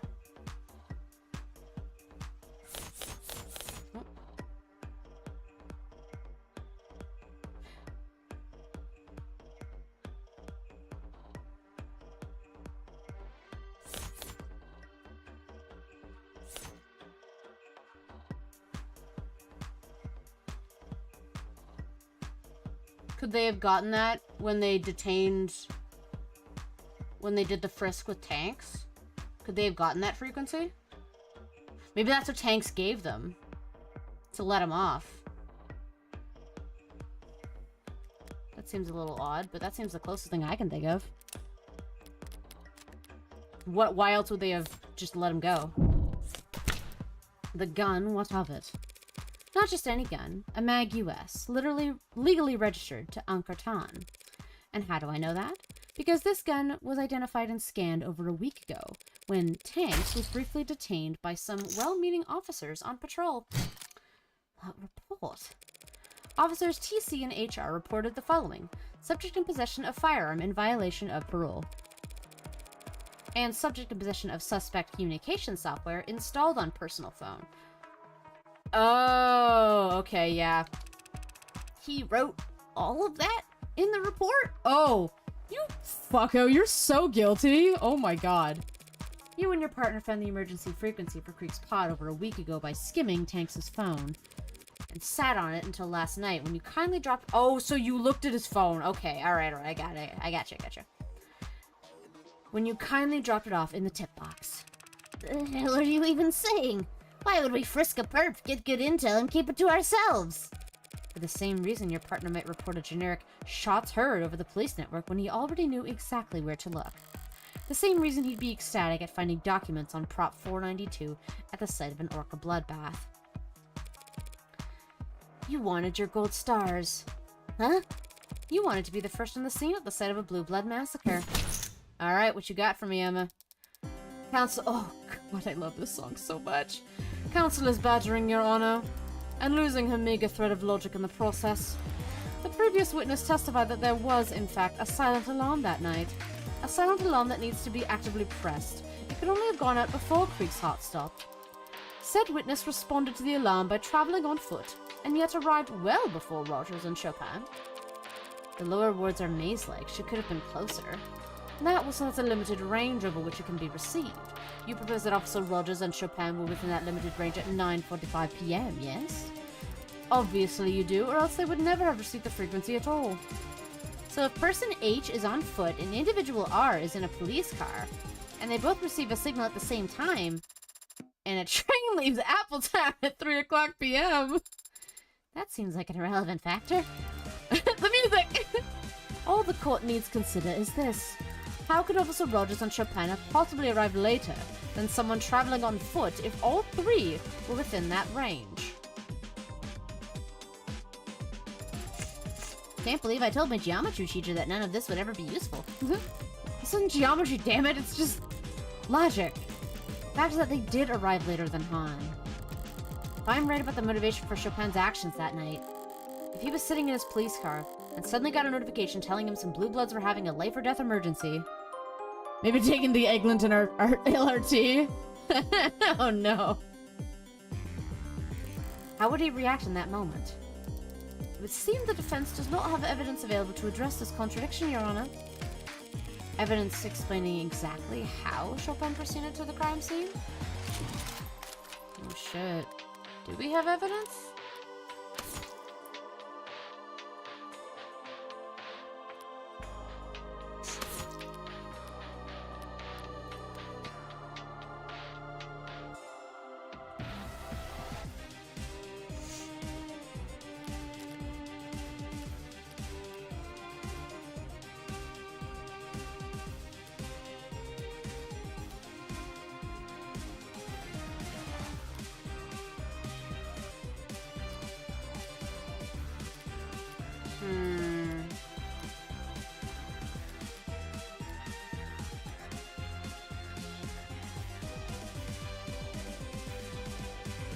Client testified the walking is often the fast way to get around in lower wards, if I recall correctly.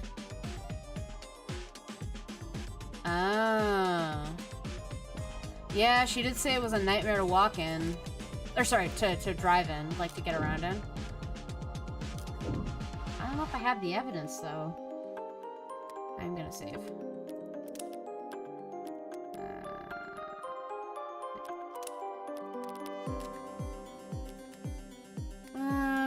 Do we have anything from Han?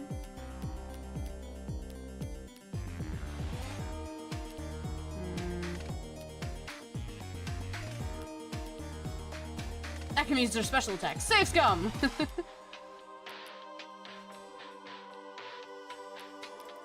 I don't...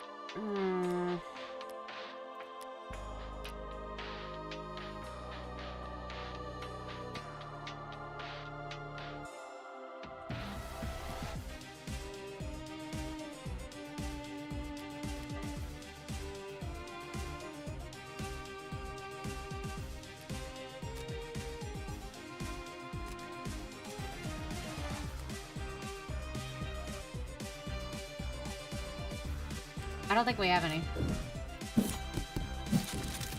Regretfully, Your Honor, we do not have such evidence in our possession. But fortunately, Your Honor, we live in a surveillance police state. Pardon? And that makes it pretty easy to surveil police officers. The officers' patrol car, their cell phones, traffic cameras, and optics data. I could request any of it. Hell. Your Honor, I formally subpoena all of it. Ooh! What? What? Can she do that? I'm not sure. I'm still learning. Raise this drunken swipe at my police front door Raise this drunken swipe at my front door reminded me exactly how much power the police have. But it was her dutiful checking in that made me realize how hard it is to lose a cop in this city. Whatever it takes to answer the question for the court. After Officer Chopin reported that he heard shots fired at 9:45 p.m. Exactly how long did he and his partner do donuts in the parking lot before actually driving off to the scene? Ooh. Kind of a big ask from the defense, but it's entirely doable. Is Han's testimony a piece of evidence? No, we don't have that. Do the people object? The people, of course, object to any data collection effort that would be a waste of taxpayers' money or a violation of their privacy, so we would prefer that the range of this request be narrowed somewhat. Narrowed perhaps from everything to something. Happy to do that, Your Honor. I promise not to act like a kid in a candy shop when browsing through. If you do this, if you subpoena that data, you'll just see me driving like a lethargic moron. Okay. Officer Rogers? He seems different. Hardly recognize him. Agreed, but I'll recognize his type. Soldier. Your Honor, what the defense is suggesting is largely accurate. Pardon? That's a first. Though there are some corrections that I feel I should make at this time. No objections here? Officer Chopin is the one who discovered the frequency when we apprehended Ankh-Ratan. He entered it into both our receiver apps at the time, without my knowledge. It wasn't until the night in question that he chose to inform me of the intel he had obtained, and how he planned on acting on it. At 9:45 p.m., we received a signal. Before I could react, he had put out a notice on the police network that he heard gunshots. It was at this time that he told me to drive towards Blue Blood territory. As he started to explain to me what he believed we would find, I chose to take a suboptimal route. We spent several minutes in traffic as he berated me for my sense of direction. So you both knew this silent alarm would lead you to some kind of blue blood emergency. But only you realized that meant you should take your time getting there. Logically, a silent alarm is triggered during a confrontation, not afterwards. I had no desire to walk into the crossfire of an Orca gunfight without backup. You could have had backup easily. My partner had no desire to share our intel or how we obtained it. I apologize to the court, Your Honor, for being evasive or misleading during these proceedings, and I intend to take full responsibility for doing so. But I was not eager to submit the role my own cowardice played in these events, nor would I ever want to imply that Officer Chopin was responsible in any way for his own murder. Very warm sentiments from the officer. Delivered with a voice as cozy as ice water. So you're telling the court that you and your partner arrived at what you expected to be a bloodbath, and you still shut the lock off a door and started stomping around inside while separated from one another? Respectfully, ma'am, with the route I took and the time it took us to arrive, we expected to find all targets neutralized. And that expectation was reinforced when we arrived on the street and found the whole vicinity dead quiet. Yet we were still the first on the scene, despite my stalling for time. I think that might have enthused my partner. He was excited, and I let him set the pace. It's my deepest regret that I agreed with his request to split up. Still can't tell if he's incompetent or suspicious. Both. More suspicious, though, I think. First to arrive on the scene? We know that wasn't the case. A blue blood got there well before you and your partner. That's what you were talking about? The witness wasn't present for the individual's testimony. He's merely giving the facts as he knows them. And he can't have known that there was a blue blood in the building. On the contrary, he already testified about encountering them yesterday, as they made a not-so-silent retreat down into the alleyway. That was a blue blood making all that racket. Looking a lot less incompetent now. I see. My partner, Chopin, he shouted that there was someone scrambling around down in the alley not long before he was killed. Must have opened the windows on the 3rd floor to check. That's a new detail, Officer Rogers. Pardon me if I failed to mention it yesterday. It occurs to me you weren't present in the courtroom when this other curious detail was brought to light. The fact that there was another weapon at the scene of the crime. A bloodied knife, which somehow ended up down in the dumps. Know anything about that? No, ma'am, I do not. Playing dumb. Wrong move. But I do know Cyanus is a bunch of amateurs with conflicted priorities. Explain this to the court, then. Forensic analysis has already shown that this knife was a murder weapon used to stab Miller, getting a healthy amount of his blood on it in the process. It's also been established that this knife must have been what my client used to cut his own bindings. If you say so. The evidence says so. If the defense isn't interested in asking the witness questions, perhaps they'll answer mine. What does that have to do with Officer Rogers? Everything, of course. Allow me to show you why.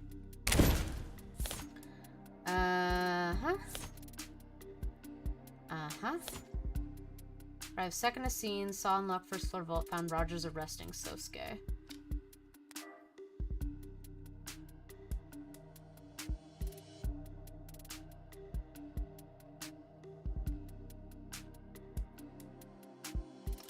What does this have to say? Arrived second to scene, saw unlocked first floor vault, found Rogers arresting Sosuke. Well, if he arrested Sosuke, then he would have seen the murder weapon. Yeah, if he knows... If the evidence confirmed that the murder weapon was a knife, explain the katana.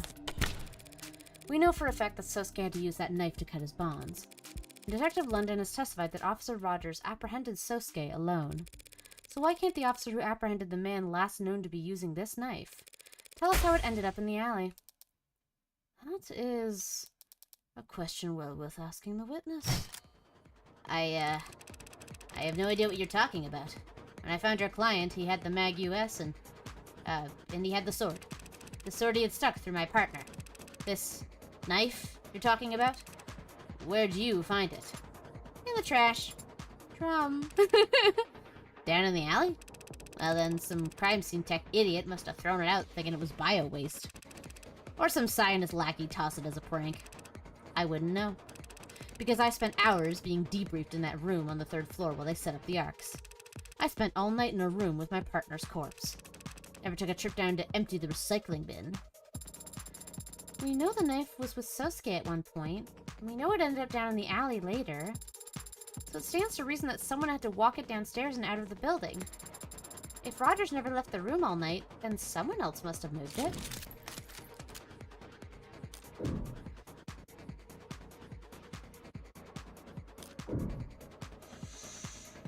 No, he could have. He was the first one. He could have easily have removed the knife, tossed it, and then put the katana in him.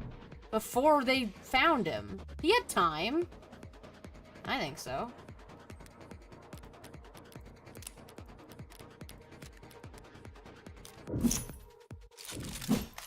Zero points for you. 0 points again? All that processing power and you can't manage to think in 3D. It doesn't matter if Officer Rogers stayed in that room all night, Your Honor. All anyone needed to do to dispose of the knife was step out into the fire escape and... Drop the knife down into the barrel waiting below. Exactly. No need to leave the 3rd floor. No need to leave the crime scene at all, Officer Rogers. What kind of trick shot bullshit are you talking about? He had to have removed the knife or it would have showed up in Race's body cam footage. Exactly, yeah. That is a long drop, Your Honor. A straight drop. Gravity's convenient like that. The target was a small drum in a dark alley. Said drum was burning when the police arrived. Target would have been plainly lit, and I have taken both of your arguments into consideration. After much deliberation, I have come to the conclusion that the proposed method of removing the knife from the 3rd floor is not actually that hard to do. Assuming a modicum of hand-eye coordination and a basic understanding of Newtonian physics. Well, obviously. Couldn't anyone manage that? Practice martial artists who are masters of every muscle in their body, individuals like yourself, and me, might find it hard to relate. But there are some who would struggle with the task. Yourself and I. Wait, hand-eye coordination? Eloquently put, Your Honor. So you must agree that someone with the hand-eye coordination so bad that they hold the record for worst marksmanship in the entire police department. Someone with such poor aim that they opted to physically assault the target rather than shoot them. Someone like that might find it impossible to pull that off. Ah, fuck. He's bringing in the incompetency line. Fuck. No, but he's not. He's so sus. Are you talking about me? She's talking about me, Your Honor. And while I find her tone unflattering, none of what she said is false. Apologies that dropping the knife from the fire escape didn't occur to me as a possibility. It just must be that, for me personally, such a method of compromising a crime scene is not only unthinkable, it's impossible. Of all the stupid details to come back and bite me in the ass, the piss-poor aim that London mentioned? Is it possible that Officer Rogers faked his poor aim at the academy? It's easy to not hit your target, but why would he intentionally flunk a shooting test years ago to give himself such a strange alibi here today? He didn't flunk his test. He got the very lowest score you could possibly get while still being certified. Good lord, he'd have to be trying to... If his goal was to receive the exact minimum number of points needed to pass, his margin of error would actually be much smaller than anyone simply doing their best. True, if he was intending. But then, what about when he first saw me? It's true that any other cop who saw me standing over their dead partner would have just unloaded. Instead, he ran up and hit me. It's not actually that bad of a shot. Why am I still alive? That's the story Rogers has been telling so far, that he instinctually didn't bother to fire. His gun wasn't discharged, and Sosuke's got the bruises, so he accepted that line of reasoning. But if I assume he's more dangerous than he's led us to believe, why wouldn't he have just shot Sosuke when he had the chance? Could have told his fellow officers whatever story he liked afterwards, and we wouldn't even be having this trial. I feared for my life. That's all I needed to say. Under what circumstances would it have been impossible for him to claim that? I mean, does he know who Sosuke is? He wouldn't have wanted to kill Sosuke. Because Sosuke, like, if he's related to the Blue Bloods in any way, they would want Sosuke alive. But that's a bit of a stretch. I don't think we have anything to prove that. Ray showed up before he had a chance to murder Sosuke? I like your theory too. Fair enough. Yeah, I mean, maybe. Reyes and Linda did split. Maybe. Your Honor, I'm reminded just now that my client and the witness were in a physical altercation. I apprehended a murder suspect, yes. Surely you aren't suggesting I used unreasonable force. If anything, you used unreasonably little. If he was on the Old Bloods take. Yeah. Ah, fuck. And if he came in and killed Tariq and intended to spill his blood all over those documents, the Old Bloods would also not want that to leak, I think, right? If he's related to the Blue Bloods in some way, it's just curious. Yeah. Not at all, but I imagine things happen fairly fast. Isn't it possible that a knife on Sosuke's person may have been knocked away into a corner during that moment? Okay, fair.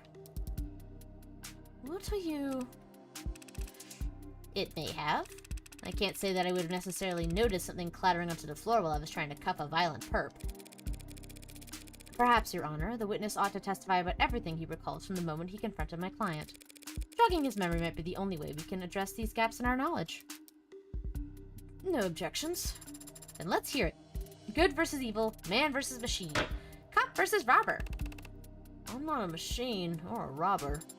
Don't worry, Sosuke. If need be, Ad and I would go through a whole trial just to prove you're a machine. What kind of joke is that? Alright, let me save real quick. Alright, Yoru, fire escape, Sosuke's medical records. Let's take one more little look-see at some of these to remember. So we have Sosuke's sword. Next reference to the last episode, yeah, right? She would go through a whole trial. Right hand, okay. Yep. Japan, Miller, and Trey. Okay. Okay. And then we have the medical records.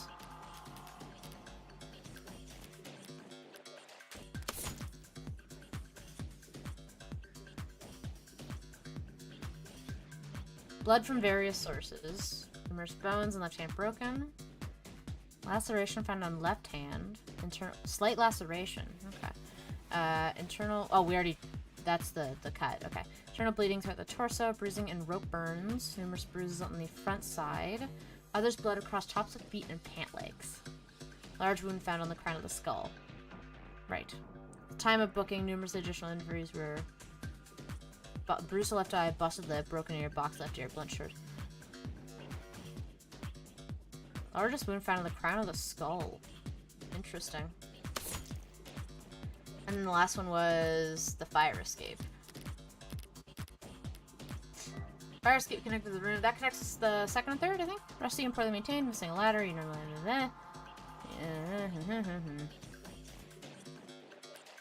okay.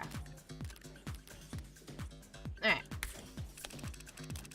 When the Blue Bloods fled down the fire escape into the alley, I poked my head out the second floor window. Then I heard a sickening thump from above, on the third floor, where I knew my partner was. Okay. Reflexively, I drew my service weapon and rushed up the stairs where I saw the defendant standing over my partner's dead body. Uh-huh. I was shocked. He was clearly injured and the sword was stuck, so before I knew it, I was running at him. He was clearly injured and the sword was stuck. He turned to me with a dull shock as I whipped my pistol butt into his forehead. Wait, his forehead? That's not right. He collapsed after that. The room was such a mess. My blood was pumping. Crown of the head is the top of the head, not the forehead. If he had dropped a knife at the time, I wouldn't have noticed it. Despite this change in posture, he's still telling the same story. He hasn't changed his tune. But he is giving more detail than ever before, and one of those details is about to bite him in the ass. Forehead is kind of the top of the head?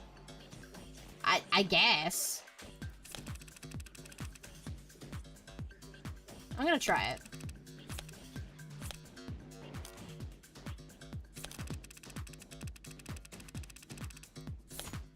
Medical records. I'm gonna try it. Hey! Sounds very brave, Officer Rogers, but that's physically impossible. How could you have knocked my client out with one strike to the forehead, when it was the back of his head that was injured? Ba-bam! What are you talking about? Yesterday he had bruises across his entire body. An exaggeration that doesn't hold up to the scrutiny of his actual medical record. Guess I was wrong! Yeah! Largest wound found on the crown of head. The crown, as in the top of the back of the head. The butt of a pistol leaves a surprisingly specific impression on the human body, Officer Rogers. I assume Dr. Sato is still in the building. Perhaps we should call her back and have her examine my client on the stand. Sosuke, you'll have to remove your shirt. To get my head checked? Yes, absolutely. Didn't know the crown was the back. Neat. That would be a oh my god, I love this so much. That would be a waste of time, Your Honor. Councillor Morgan has taken advantage of some rather vague wording in the medical record to make her argument. Largest wound. But the fact is, the defendant was covered in various bruises all over his body when he was taken into custody, including on the front of his skull. She was not wrong, I still remember every ache. It's entirely possible that when Officer Rogers struck the defendant... Oh, sorry, that's her. It's entirely possible that when Officer Rogers struck the defendant on the forehead, the blow was glancing, but still hard enough to knock the defendant backwards. And had he fallen backwards hard, he very easily could have sustained a large wound to the crown of his head. At the moment he hit the ground. Respectfully, Your Honor, that's ultimately not something either the people nor the defense are experts on. But even if we were, neither of us could examine wounds that are no longer visible. Sosuke's injuries, they've mostly healed as of this morning. Alright. Hope that injection helped you sleep really well last night, Sosuke. Your Honor, as I see it, either we could extend this trial indefinitely, with both the people and the defense flying in X-ray specialists and contusion analysts to argue back and forth about fracture lines, or we could accept that events more or less took place as the witness described. He hit the defendant on the back of the head, and the defendant fell backwards onto the floor. The head wound's open to interpretation, then... So is everything fucking else. Yeah. Forget expert witnesses. Let's all just look at the medical data with our own two peepers. Peepers? Officer Rogers claimed that Sosuke was hit on the forehead and fell backwards. But what would he have fallen onto? In that room? Probably blood and guts. Yuck. You're exactly right. Yeah, he only had blood on his, like, pant legs and feet. All kinds of first happened in the courtroom today. He would have gotten blood all across his back. Also true. But that's not how he looked when he was arrested. The medical report clearly states that he had blood on the front of his body. If anything, he fell forward, telling us that Sosuke could only have fallen forward. Yep. And what of it? Maybe he did. Maybe he turned his head weird while trying to dodge. Things happen fast. Don't try to bullshit a bullshitter. Fast enough that you may have, in fact, actually struck my client from behind? Yeah, maybe. Took him by surprise when he was no threat to you? What? No! Easy target to knock out at that point. Makes sense why you wouldn't use lethal force in that scenario. No, he was... The guy's got nearly a full head on me. True. I don't deny it. Which makes it highly unlikely the witness would have simply hit him on the crown. If things happened as you say, and he had the element of surprise, he would have simply aimed for the easiest target possible, the one easiest to reach, the center or the bottom of the skull. Not quite. Excuse me? I never said that my client was standing up when this happened. Oh? Oh-ho! Right, because he had it on his pant legs. Yeah. You mean he was asleep? No. Considering that he was struck on the crown of his head, it's obvious that at this time, Sosuke Ikaria was, either on the ground or bent over. What was the stuff on his pant legs? That's in his, medical records, right?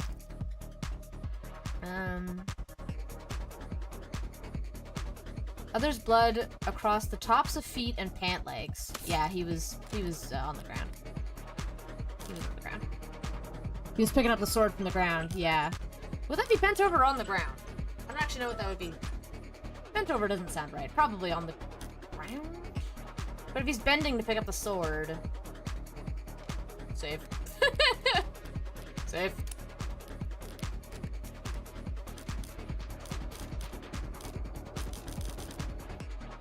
Sarah likes to imagine him bent over. Oh man. Pardon me. He was picking up Yoru from the ground. Oh, pardon me. Forgive me for not naming the sword. I'll say on the ground. On the ground? Would have been easy to hit him if so. If Sosuke was already face down on the ground. No, that's not what I meant. I meant, okay. Bent over. Bent over. We fix. My client must have been bent over. He was bent over when the witness came from behind and... Adonai. Oh no. Oh no, is she actually gonna make a joke? What? Why are you interrupting me now? Because I thought you would want to know you were about to phrase things in a way that would sound very silly. What are you talking about? Sarah's right, Morgan. You should let her take this one. What? It was when Sosuke bent over to pick up Yoru. That's when Officer Rogers struck Sosuke on his crown. As I've said, the one thing I do remember, besides walking out there, was picking up my sword. Bonk. Picking it up off the ground. Having your android argue the weaker points for you now, Counselor? Not exactly the bravest tactic. Tactics are for freshening your breath. What can you claim is weak about the argument? Positioning. If your client really had walked out of that holding room and was then immediately hit from behind, where could his assailant have possibly been standing? Sosuke had to get out of his bindings first, and then push open the door. And he wouldn't have been concerned with keeping quiet as he went. There would have been plenty of time for someone to hear him rummaging around in there. Shay. And figure out where they could hide. In the corner of the room, here. That doesn't work. If that was the case, your client would have fallen face first here. But instead, he was apprehended here in the center of the room. Yeah, that makes sense to me. Looks like he dropped like a sack of potatoes by the door, sure. But then he was dragged to the center of the room. Would explain the streaks of blood we can see were discovered on the floor. Oh, true. So those weren't left by him gliding his feet in order to move silently? Oh my god. I was hoping to learn that technique. Alright, Emma, let's go. Your Honor, I fear the defense may not realize the weight of the implication that her statement carries. If, as she claims, Sosuke Ikaria was knocked unconscious by Officer Rogers the moment he walked out into the room, then my client never had any opportunity to stab Tariq Chopin in the back, and the only remaining individual who could possibly have killed him would be me. You're admitting it? No, he's not backing down. Yes. Any thoughts on that, officer? There's one thing that's been frustrating me for some time, actually. One I expected the prosecutor to voice, but perhaps I misjudged her. You what? None of what you're saying makes any sense. You say I hid in the corner to surprise Sosuke, and that I then, what? Snuck up on Chopin? How could I do any of that if I was downstairs at the time Chopin was killed? At the time Sosuke killed him. It's not that the thought hadn't occurred to Emma, you idiot. It's that once I address this point, your entire testimony falls apart. And the truth of the case becomes crystal clear. There is no misunderstanding on my part, and I suspect none on the part of the people either.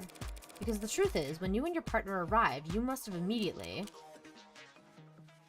knocked out Chopin. Taken the lead, you and your partner? No, you must have immediately. Ooh, that would be interesting. Ooh, unless he was lying and he went ahead. Why would he do that, though? No. What about Chopin's autopsy? Penetrative cardiac stab wound, posterior death instantaneous. Externally, reported cardiac activity cessation. Yep. Subject was stabbed and impaled from behind with a large bladed instrument. Wound shows unusual pattern of aggravation. No other injuries. Okay, so no other injuries to note is probably not knocking him out. So, if he took the lead and Chopin stayed behind, which would be weird, but could happen, then he would have found all the dead bodies, and he would have assumed that Sosuke did it. And he bent over to pick up a sword. So he took Sosuke out. Or arrested him. Chopin is junior. Is he? Did this? Oh, I should look at articles. Or, profiles. Not articles.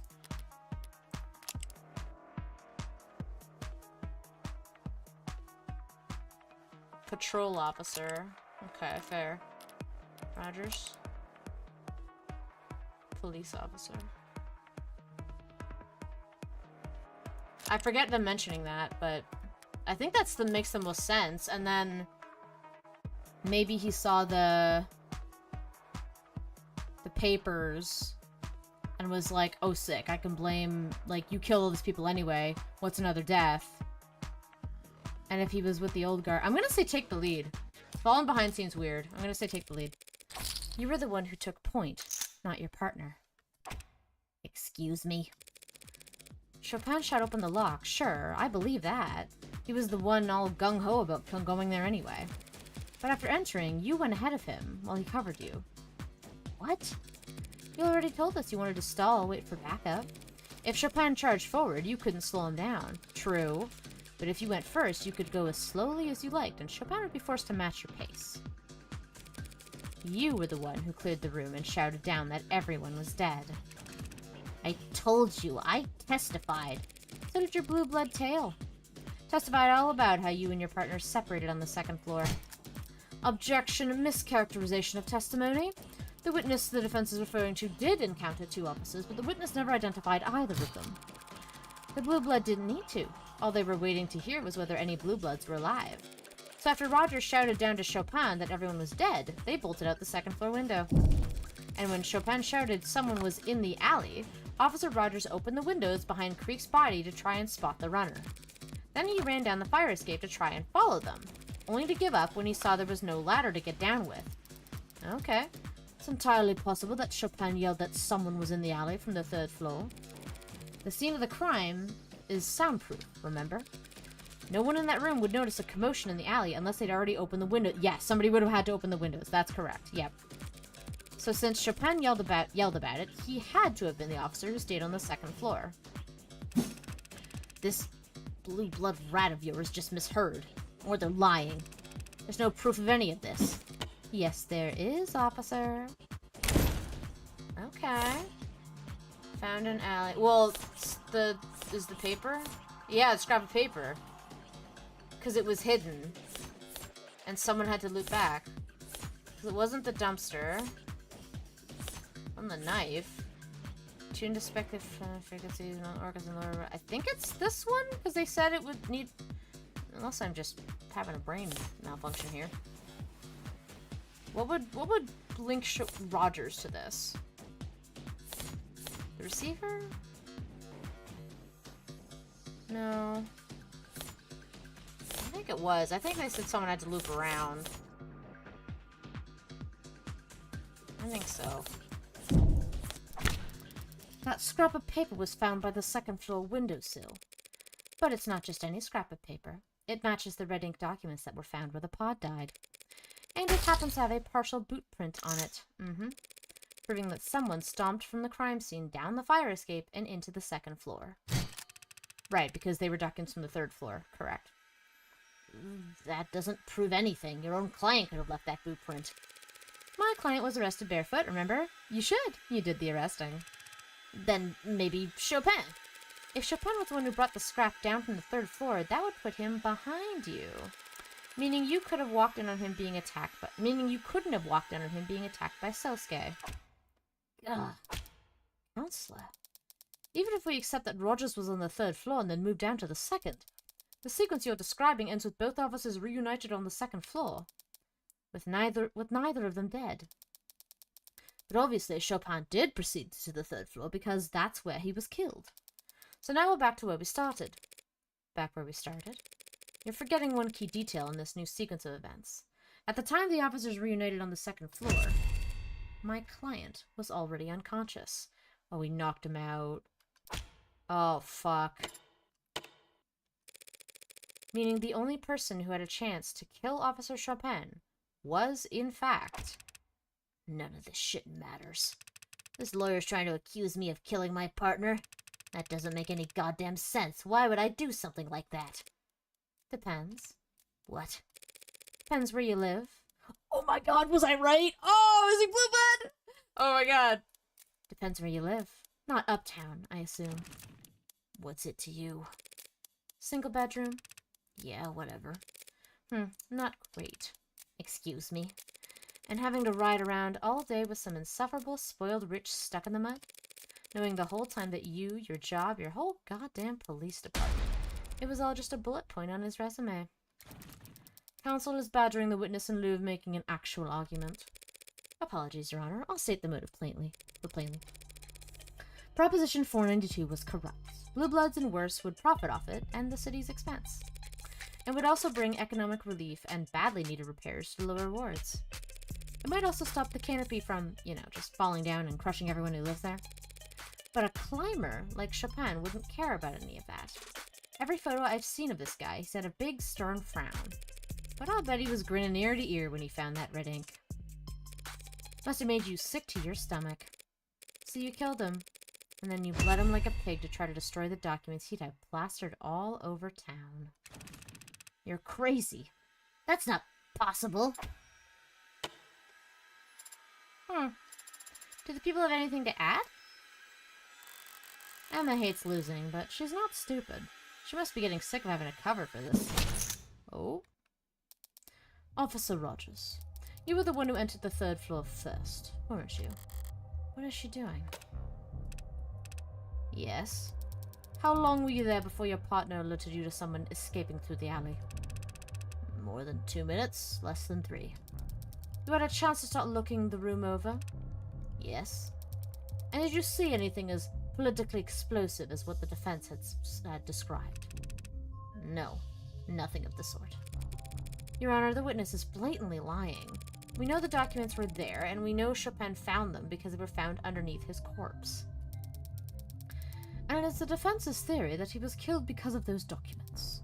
Because he would have tried to make them public, essentially? Yes. That's the defense's proposed motive for this man to kill his partner. Yes? I see. But why would he be prepared to kill his partner for reading documents left out on a desk? When he had over 2 minutes to simply get rid of them beforehand. Okay. Oh! A damn good question, Your Honor. Do we have an answer for it? I'm getting there, I'll get there. I'm close, his layers are falling off. This is a cold guy. Cold enough to walk into that room, knock out Sosuke, and start calmly looking around. Was he lying? Did he actually see those papers? No, Emma's right. If those papers were in plain view, he'd have just tucked them into his jacket. The papers were in plain view. Were they? Oh, I don't remember. Where the hell did I put them if not on the desk? I remember taking them out of Creek's safe and thinking they were nothing important, so I just... Okay. That's probably how one page got left where it could stick to the bottom of Roger's boot. Before I left, I reorganized things, tried to make them look like I was never there, so I stacked things neatly. Yoo-hoo, Counselor! Any cuckoos in or around the nest? Pardon me, Your Honor. I was, simply overthinking, to be honest. Officer Rogers didn't dispose of the red ink when he had the chance because he didn't notice the red ink. It's that simple.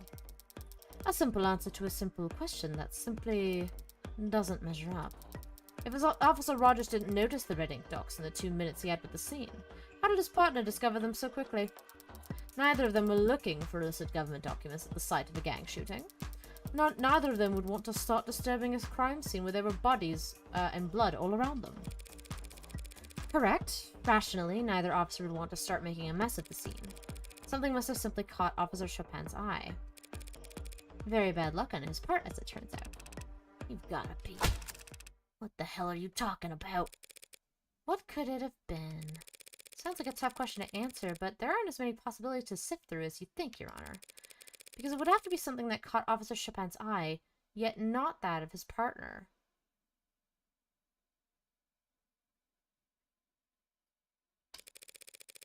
Okay. In other words, something at the scene that Officer Rogers wouldn't recognize. Your Honor, this is pointless. If the officers knew this was the site of orc violence from the silent alarm, and there was blood and corpses all over the damn place, and if the red ink dogs were simply not in plain sight and amidst all that carnage, what could possibly have drawn Officer Chopin's attention to them? If I need to retrace Chopin's steps specifically, is there anything in the evidence record that he left a trace on?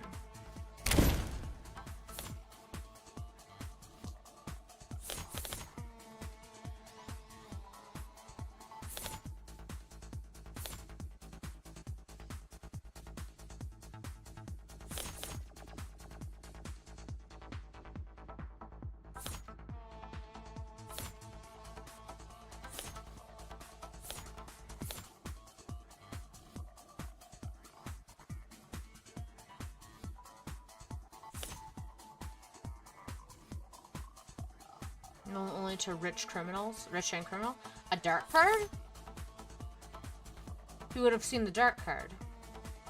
Okay, yeah. When Rogers first entered the crime scene, he must have seen Creek's datapad resting on top of some papers. You think the red ink documents were beneath the datapad at the time? That might explain why Rogers didn't notice them, but that's only half an answer. Then how's this? It wasn't the datapad that drew Chopin's attention, Your Honor. It was the dark card that was stuck inside of it. The dark card? Seems like little more than a fancy credit card to you or I. But if you're rich enough, it's an unmistakable sign of powerful forces at play. Exactly the kind of thing that would put a gleam in the eyes of a politically ambitious Officer Chopin. Right up until the moment he saw the bombshell hidden underneath the datapad. Your Honor, this speculation. Chopin's prints were discovered on the datapad, Your Honor. We know he must have picked it up. And that datapad was found by police on the desk, so we know he must have put it down. I'm merely proposing that he didn't put it back down in the exact same spot. Just because this dark card happened to... Hey, seriously. What the hell have you two been talking about? He doesn't know what a dark card is. What the shit is a dark card? Cryptographically anonymous wallet card that rich people use to buy illegal drugs and gifts for their mistresses. Not common knowledge unless you ran in circles as high up as the city council. Oh. Yeah, you're right. I didn't know that. Never heard of that. Assumed you were being literal. It is a dark card. Yeah, to be honest, it wouldn't surprise me. Chopin going around picking up whatever he wanted at a crime scene without even radioing in first? Sounds about right. Bare hands, mouth breathing. Guy was big on following the rules, just wasn't that good at remembering any of them. Not me, though. I remember every rule. Follow them, too. Partner breaks a body cam, I request a new one. Let him use mine. Stop him from getting sued by the next punk he bumps into. It was a real risk for him. He had money. People would sue him if they could. No one would try to sue Huey Rogers. The only thing the judge would award them would be my own goddamn debts. I don't think I'm bad with money, just bad with debt. I never seem to get rid of the stuff. But even I'm not so stupid that I wouldn't wear gloves at a goddamn crime scene. You mean... Obviously, counselor. From the minute we pulled up to that building until I was relieved from duty and sent home the next morning, I was wearing gloves. 3 stories in an alleyway, and I could swear on my parents' graves I didn't contaminate 1 millimeter of it. Didn't put my greasy fingerprints on the windows, the doors, the murder weapons. You'd never know I was ever there. You're looking mighty suspicious, sir. So you can't say I did this, or claim I did that. But the city's only ever gonna hear that some Ikarian bastard killed a bunch of blue blood punks. And that Tariq Chopin died a hero trying to save the day. Right. Is that true? Is that possible? After all this, is it possible that... But the jury, surely they can see... The jury will see what the adjutant decides they need to see in order to properly render their verdict. If the adjutant comes to the conclusion that a witness or a line of questioning would only serve to confuse the jury... 80, Your Honor, the jury... Give me a second to think here, girl. I'm trying to build consensus and basically everyone's mad. So maybe the adjutant rules in our favor and maybe the jury sees things our way. There are no guarantees. After all that, it just comes down to a gamble. Always does. Yeah. But you still get a chance to sculpt your hand. And I can do a lot better than this pile of shit. Just have to take my licks first. Your Honor, I disagree. Hell yeah. About what exactly? About all of it. About everything. Look, we know someone moved from the 3rd floor to the 2nd floor via the fire escape because of that scrap of paper, which would have put them in the perfect position to walk up behind Chopin. And we know Chopin picked up the data pad because his fingerprints are on it. So we can reason Chopin was investigating the desk before he died. And of course we know he died reading the Reading documents because, duh, his body was found collapsed on top of them. Put all that together and... nothing. You still have nothing. Nothing except circumstantial evidence tying this witness to a theoretical sequence of events. Emma, did you get hit in the head too? What? We have Officer Rogers' fingerprints on the murder weapon. Hold up. Oh, right! Wait!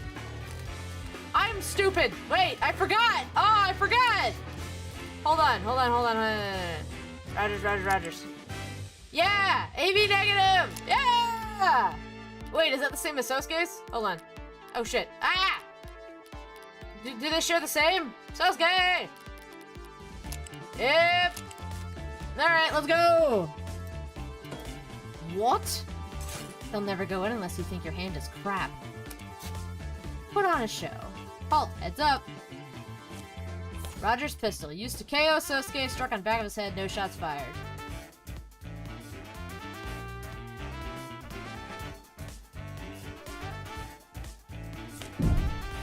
Oh! Never mind, I went the wrong direction. Whoops. His prints were on the pistol used to bludgeon my client, of course. What? What are you... No, they aren't, as he said he was wearing gloves. Also, that gun was never fired. What are you talking about? Now that you mention it, yeah. Wait, what? That's the only...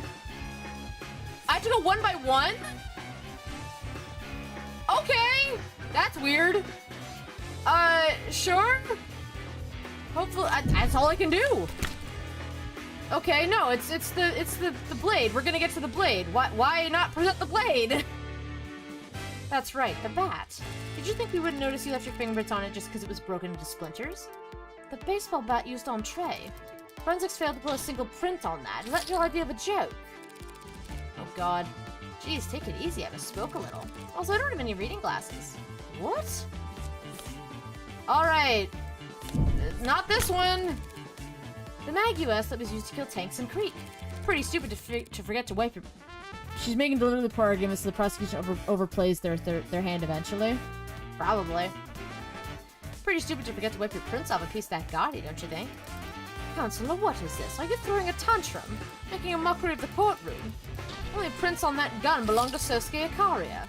Luckily, I'm only losing like 3 points, so that's fair. Oh, sorry, I guess I was thinking of another case. Is there perhaps a gas leak on the other side of the courtroom? The blade, here we go. Well, don't I feel stupid? What I've been trying to say is that Officer Chopin failed to notice that he left his fingerprints on the most important weapon of all. The very blade that took his partner's life. Enough of this embarrassment. What the hell's wrong with you? I knew a mob lawyer could be corrupt and vile, but how can you be such a stupid bimbo? Do you think we're all idiots? My fingerprints aren't on that goddamn knife, and you know it. My mistake. I can see here that, yes, I was misreading the fine details, and it does appear that your fingerprints are not on this knife. Sorry. Phew. Wait, he just admitted to the murder weapon. Didn't he? What? What is it? Oh, I guess we're all just wondering. How long have you known that it was this knife that was used to kill your partner? Yeah! Yeah. What? Confused? So are these two. Because like you, neither of them were in the courtroom when Dr. Sato updated her autopsy report. Oh shit! Well played, Rogers. I love this game. Oh my god. So I knew that Chopin was killed with a knife. And the people knew that Chopin was killed with a knife. But how did you know that? There must have been 50 cops in here when that doctor... Far fewer than 50, actually. More like 0. We had already emptied the courtroom by then. A courtesy we extended to a blue blood witness. You... For some blue blood rat, you crazy harpy. Trying to trick me at the last second? You think I walked in here unprepared? No, of course not. She, right there, Rockford, the prosecutor. Before I took the stand, she told me all about the knife. Oh, so that's your plan. Right, Rockford? Before I came... She's not gonna agree with you! Before I came out here, didn't you? It's always great to reveal a full house and rake in the pot. It's even better to reveal a handful of shit you bluffed your way to victory with. Say something already, just say it! But every now and then, a different kind of victory comes along, where you just get to sit back and watch someone else self-destruct. Because they completely misread the dealer. Say it! Say that you... Oh no, you don't. Shut up! You don't mess with Emma. What? Shut up. Ooh! Shut up. Is that so hard? Are my instructions unclear? Do you need me to salute you first? Stop talking. You are completely, utterly, 100% guilty. Why the hell would I perjure myself to help you? But, hey, start counting. Because from this second on, every word that comes out of your mouth adds directly to the number of years you're going to rot in jail. Unless those words are your confession. He's the Hound of Icaria. He murders for the mob. We could put him away. They don't want to put him away. Oh? Not for your crime. Not for murdering the son of 2 city councilmen. You lost your goddamn mind. But he's a murderer. Well, not all murderers are created equally. Ooh. Well, not all murderers are hunted equally. Nobility assassinating each other. Let it ride, keeps them divided. Orcus fighting the lower wards, let them sort it out, keeps their numbers down. A monster shoots 6 women in the heart and leaves no evidence behind. Call us back when he kills someone important. Huh, interesting. Strange. Once she's properly infuriated, there's usually no stopping her. Well, if she's not going to twist the knife herself, I shouldn't let it go to waste. Your Honor, if the witness is having trouble choosing a place to start for his confession, perhaps I might help by laying out the details for him? You sadistic bitch. He was counting on Emma to step in. Now he's sliding down the rocky face of despair. Fingernails split and bloody as he attempts to, in vain, to slow the descent. Not very dignified, so I won't leave him hanging. I'll be happy to speed him along. In summary, a week ago, you acquired a blue blood distress signal when you arrested Tanks, but your partner insisted on letting him go and keeping the code to yourselves. So the night of the murder, when the alarm went out, he jumped at the chance to be the first unit on the scene at what could be a gang shootout. You did all you could to stall, but your partner pressed on and even shot open the door in his hurry to get into the locked building. You made up an excuse to keep him on the 2nd floor and proceeded to the 3rd on your own, relieved that everybody was already dead. And puzzled by the delirious Sosuke, who you knocked out with one blow to the back of the head. But by calling down to your partner to convince him you were already too late, you alerted an orca hiding downstairs. And when they fled out the window and down to the alley, you opened the windows at the crime scene to give chase. While you were scanning the alley from the 2nd floor fire escape, your partner proceeded upstairs, where he was just as stunned as you were, but intrigued by the presence of a dark card you'd never recognized. He knew that it pointed towards the involvement of powerful parties. It was simply bad luck that he found the red ink before you. But he must have felt like he'd won the lottery. He was the one man in the city who'd benefit the most from exposing the corruption it hinted at. He must have been salivating at the opportunity right in front of you, standing in the blood without a second thought. You had taken the knife from Sosuke, hadn't even thought about it until up at that point.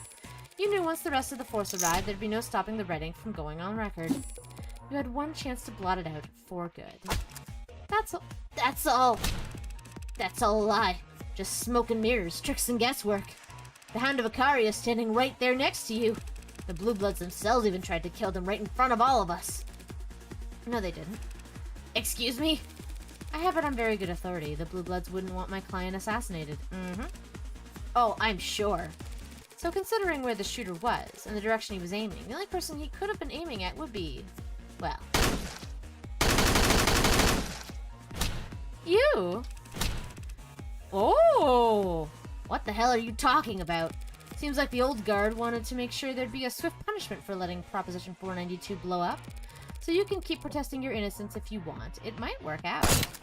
And you might be able to avoid the next Blue Blood to come after you. And the next week after that. You might survive just long enough to end up the only casualty in a tragically unavoidable case of friendly fire. Here. Clues coming after you from above and below. Who gets there first is a coin toss, so tell me. You feeling lucky? Well, you, give me the freak out. Any questions? You and this DA, you're... Officer? You're all out of your damn minds! Hell yeah. Dirty Harry references now? Yeah, right. Feeling lucky. Punk. Very nice. Do you work for the Blue Bloods? Never thought of it that way. Even back when I was a kid, I thought they were just another institution. Like a neighborhood watch. People looking out for each other. Everyone's parents off working or enlisted or in jail for civil disobedience. Whole neighborhoods that cops, medics, goddamn firemen wouldn't set foot in. Didn't see it as transactional, thought I was just lending a hand. My blood ain't worth shit. I wasn't useful enough to be a young blood, not good looking enough to be a host.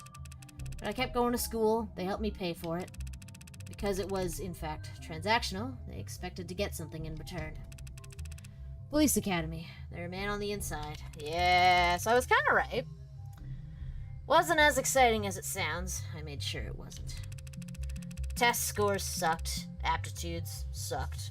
Clumsy and boring. I made sure no one would want to give me anything important to do. Sorry. That's my jacket. There we go. Valuable enough that the Blue Bloods wouldn't out me. Not valuable enough that the cops would give me anything worth passing on. The world's worst double agent. So bad at his job, he'd never be expected to double-cross anyone. Imagine the look on my face when my reputation for nothingness gets me paired up with the worst babysitting job on the force. Tariq Chopin. We were perfectly matched, in a way. I didn't want to be near nothing, and nobody wanted to let him near anything. Nothing dangerous enough to get him hurt. Nothing real enough that he'd go blabbing to his dad's. We went around to schools. Those are the jobs we had. Building security. Morning assemblies. Telling the kids what cops do. Here's how to call for help. We were a goddamn joke. There are worse things to be. You think I don't know that? You think I gave a shit that kids were laughing at us in the back of the class? That teens were throwing soda cans at our car?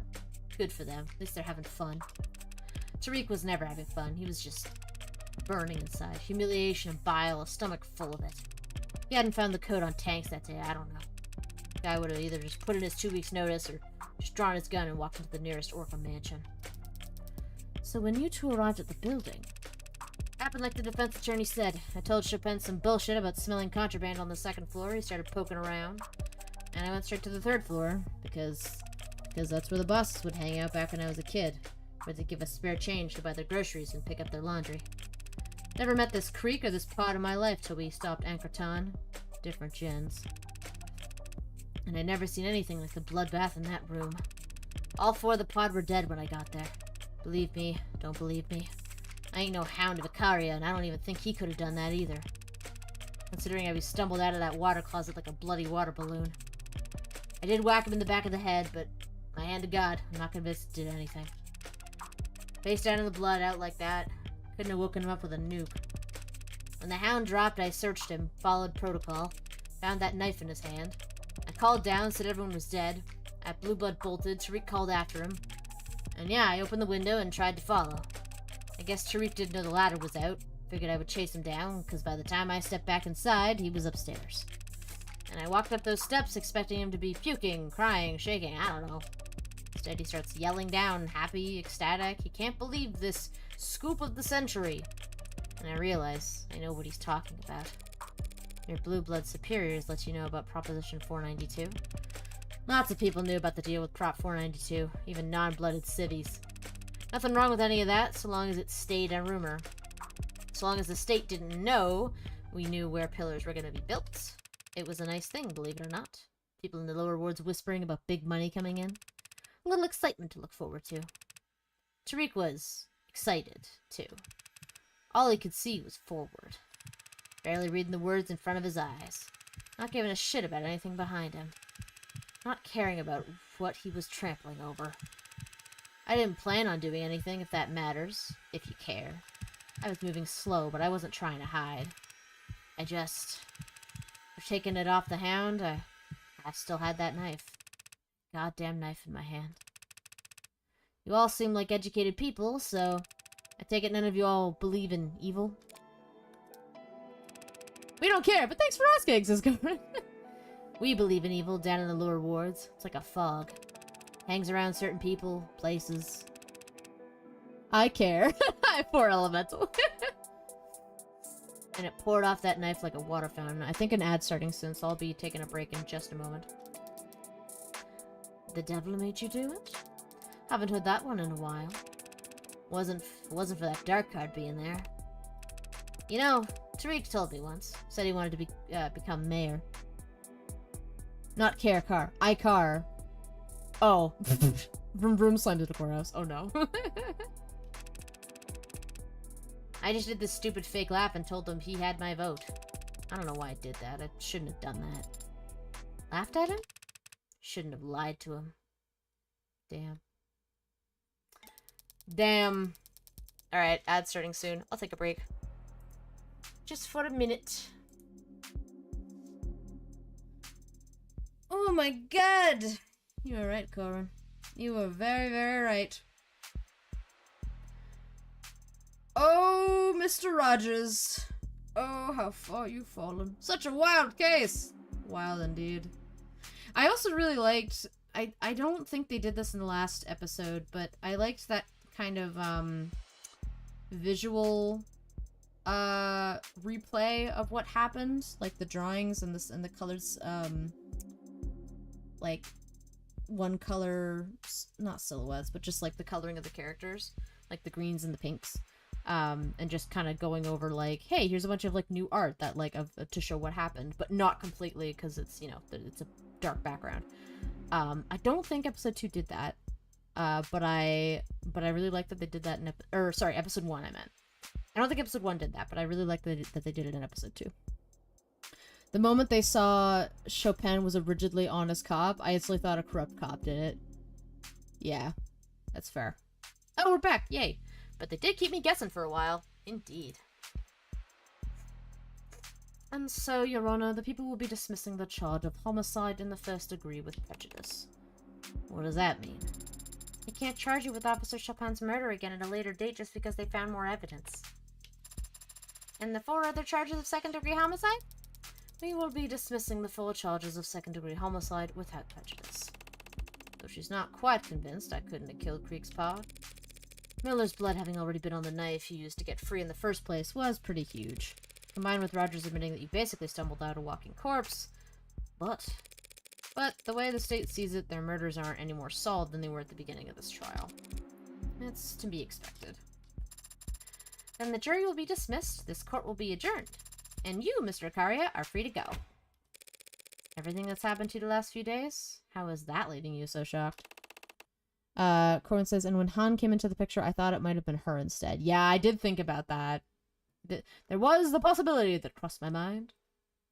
I'm not shocked, I'm just... I'm just grateful, Counselor. You have my... Your Honor, is there perhaps something else you wanted to say? Well, if you insist. I guess for some reason, even though the jury's been dismissed, and it's actually their job to do this part, and the charges were dropped, I have this strong, overwhelming urge to say, not guilty. Not guilty! Nice. No, that needs to be much bigger. Come on, girl. Maybe, I cast ye innocent. No, that sounds dumb. That's cute. Gotta have the confetti raining from the ceiling.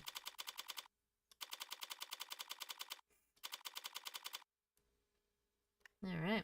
Epilogue time. So how do you plan on celebrating? Haven't I? We won, in case you two somehow missed it. And won so definitively that the police and even the Blue Bloods can't hold a grudge. Right. My apologies. I'm grateful to you, of course. It's just that I still haven't gotten an answer to the question that's been haunting me. Even more so than whether or not I killed Chopin. Someone slaughtered Creek's entire pod. And they had my life in the palm of their hand and framed you, Sosuke. I don't think they were doing you any favors. And yet they did. They let me live. Feels strange owing everything to someone so unknowable. Well, you'll have plenty of time to think on it, spending the rest of your life hiding your head in the sand, ignoring the vast riches that sit untapped in a savings account across the sea. Antonai, he's made his stance quite clear. I don't intend to hide, Morgan. The Blue Bloods can try whatever they like. And they can find me standing right where I've always stood. Protecting my family. Seems like there's someone who'd like to speak with you about just that. Sosuke? Mako... young master. Please forgive me, young master. I've failed you repeatedly. I'll accept any punishment. Very well. 108 years of manual labor. Goddamn. Oh, Yeah, that's about as merciful as I expected. At least you picked a good number. 100 and... Of course, young master. you'll need to spend that sentence serving as my head of security, so that I know you're actually doing it. And that means you won't be able to do other jobs anymore. Even ones that the elders ask you to do. Even delivering messages. It's a punishment handed down by the heir to the noble house Ikaria, Sosuke. Who could possibly overrule it? As you say. I'll start right away, if you don't mind. That's probably wise. Grandfather was outside in the motorcade, and he's had nothing but criticisms for the current formation. The chairman is here? He came here? So now he's not an assassin any longer. Yep. He's just a security guard. Probably just happened to be on his way to the airport. He is, Chancellor Morgan. Surprisingly astute of you. Though he is leaving quite early, if he just wants to get to the airport. None of our private planes are even fueled. Seems to be a universal truth that old people like to get to the airport early. That sounds very wise, Sarah of House Paralegal. Who are you quoting? Oh my god. Then if you'll excuse me for a moment, counselor. Yeah, feel free to... Oh, Mirai. Hello. Take Sarah with you. Dead. Mrs. Paralegal.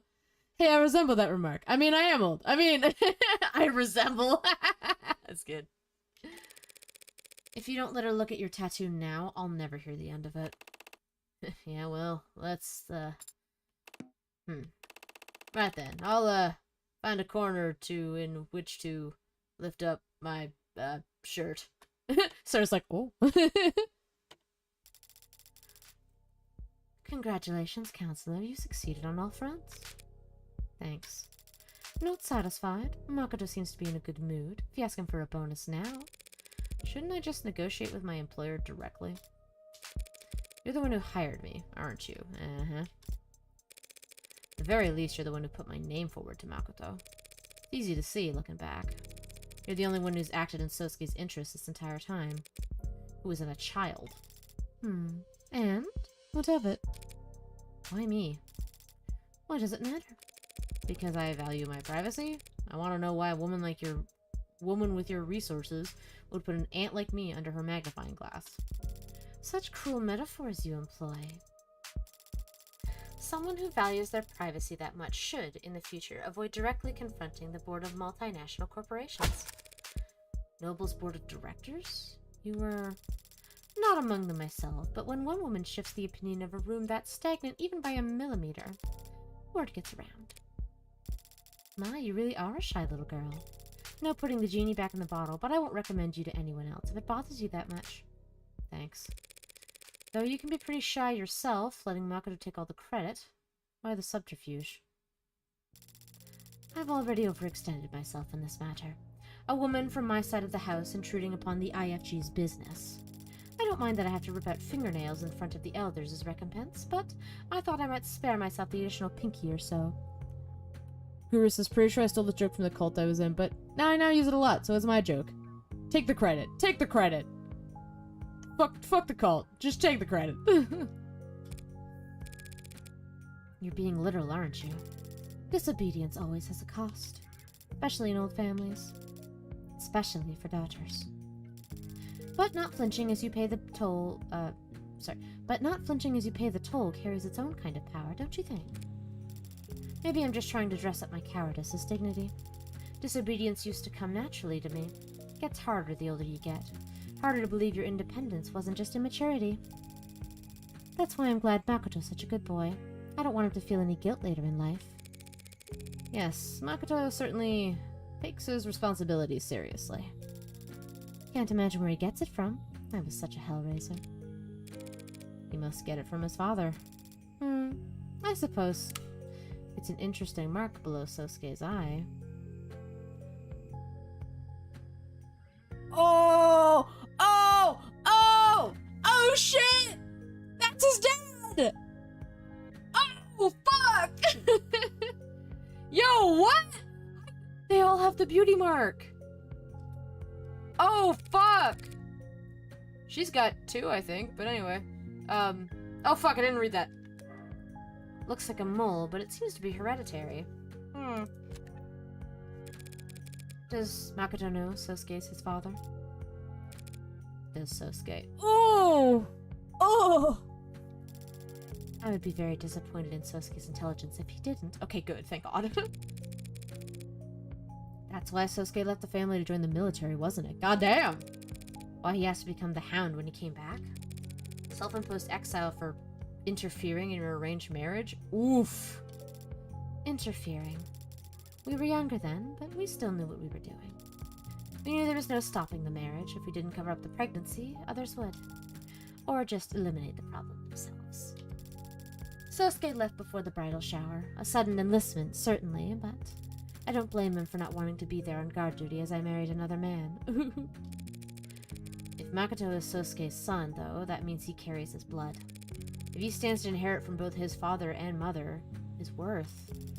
I understand this is going to be hard for you to believe coming from a woman like me, but Makoto's already worth enough. He has his health, he has his mother, and his father will always be close by. Every moment we've shared as a family is worth its weight in gold. And as you've now seen, when given the opportunity to choose between Makoto and the Blue Blood fortune, Sosuke chose the former. All of you, you could have had it all. Why don't you want it all? We already have it. I see. You don't understand, do you? I hope you do someday. Ooh, that's very interesting. Interesting. Don't expect the sentimentality at the end. Indeed. I mean, the episode 1 kind of had that to an extent too, but for its epilogue. Let's get back to something I fully understand then. Bargaining! One blood test from Makoto could split your precious house right down the middle. Your husband will be infuriated, assuming he has a pulse, and whatever connections you married him for will burn up in seconds. Morgan, incapable of love, confirmed. Morgan isn't capable of only because she hasn't realized she's a lesbian, duh. This is Guru! Oh my god. So unless you guarantee me that I'm free to turn down any job... Don't make unnecessary threats, counselor. Makes you look weak. Take it from someone with experience. You're always free to leave the house. But if you find yourself slinking back, don't be too hard on yourself about it. It's just what the house does. Now, would you excuse me? Sosuke seems to have satisfied your companion's curiosity for the time being, and it's very rare for him to have any time to himself. You don't understand, do you? Woof. Counselor Morgan? Emma? What's that look for? So that's 2 wins for me now, isn't it? After Rogers went nuts and perjured himself all over the place, you're calling that shitstorm a win? It definitely wasn't a loss. You're ridiculous. Thanks, by the way, for letting things play out as long as they did. I imagine you wanted to put the brakes on things a number of times back there. But now that it's all out, my client won't be getting knifed by cops or Blue Bloods. At least not for anything he didn't do. You think I was happy to let the Hound of Icaria walk out of my courtroom? Your courtroom? I'll have to have a word with the adjutant. Please don't. But yes, I had my doubts. I'll take a sip of my tea.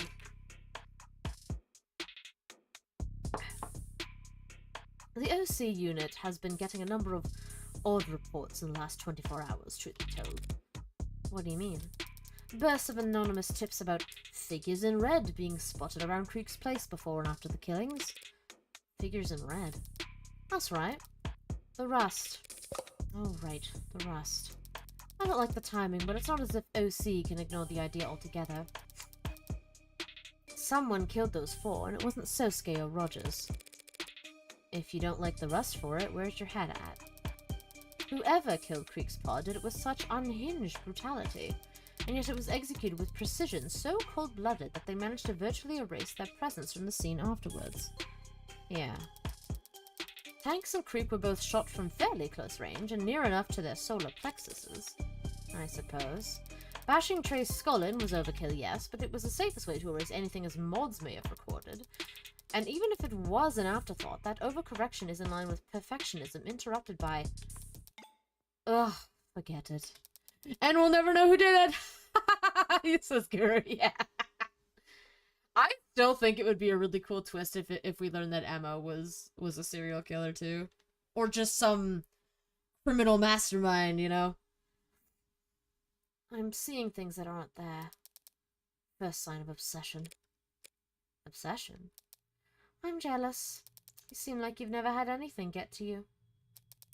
It's unpleasant, you know, feeling like you're possessed by something. Or someone. Well, if it was easy to wrest control back, it wouldn't be an obsession. Just puppy love. Oh? Oh, that's me. Gotta take this call. See you around, Morgan. Yeah, see you around. Just don't go telling anyone that was a win, or I'll have you arrested for spreading misinformation. Well, we can't have that. Okay, Morgan, I fulfilled my obligation to Sarah now, so now you can buy me a goddamn drink. Pardon?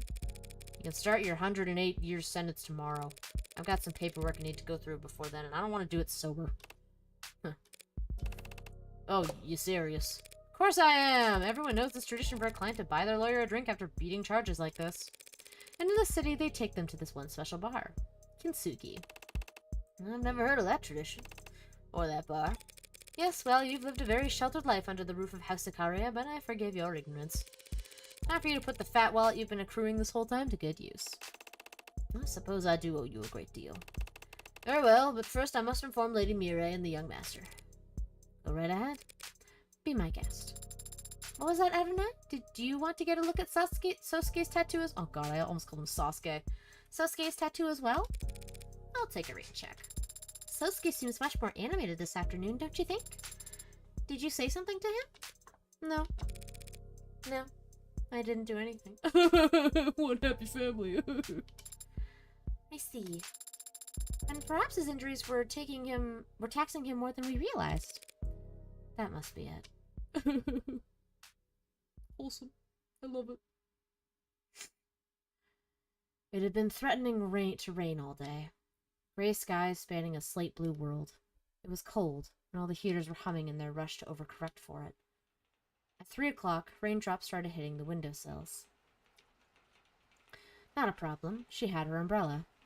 At 3:15, the adults started leaning back in their chairs. Watches and phones were being checked. They were preparing to leave.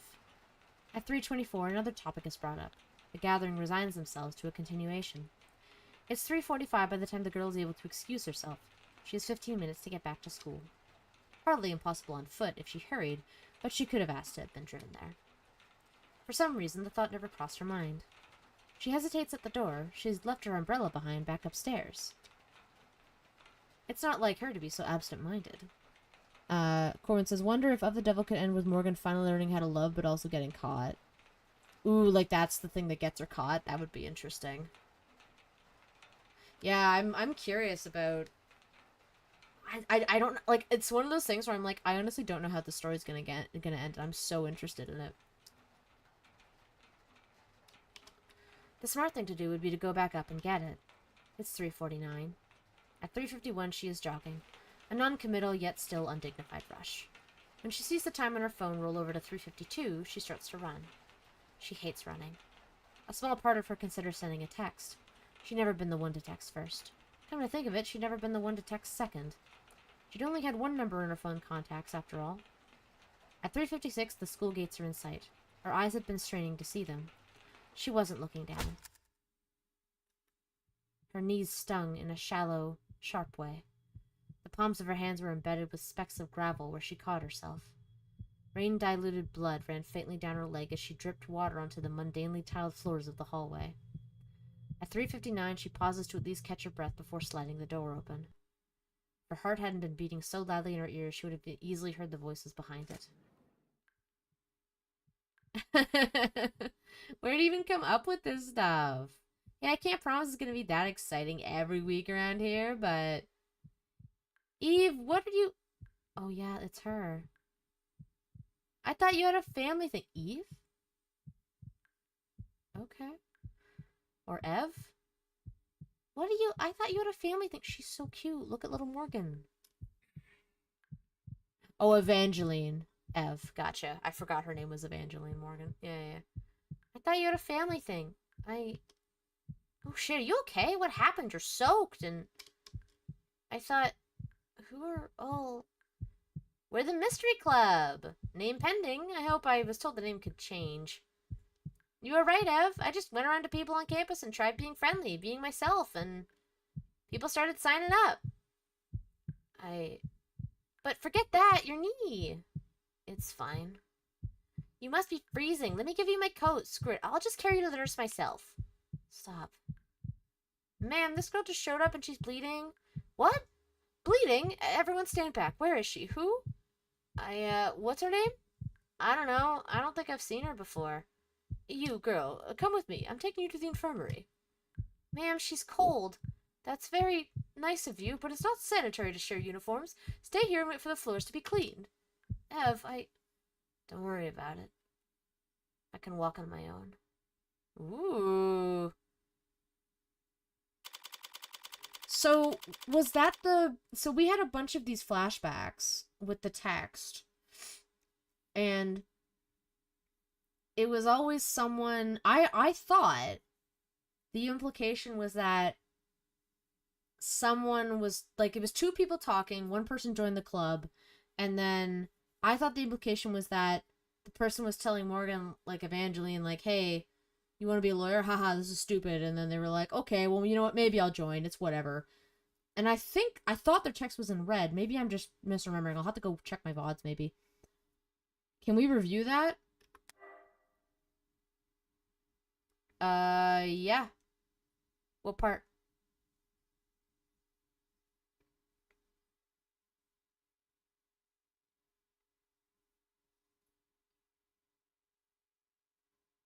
I think all the text was gray up until now.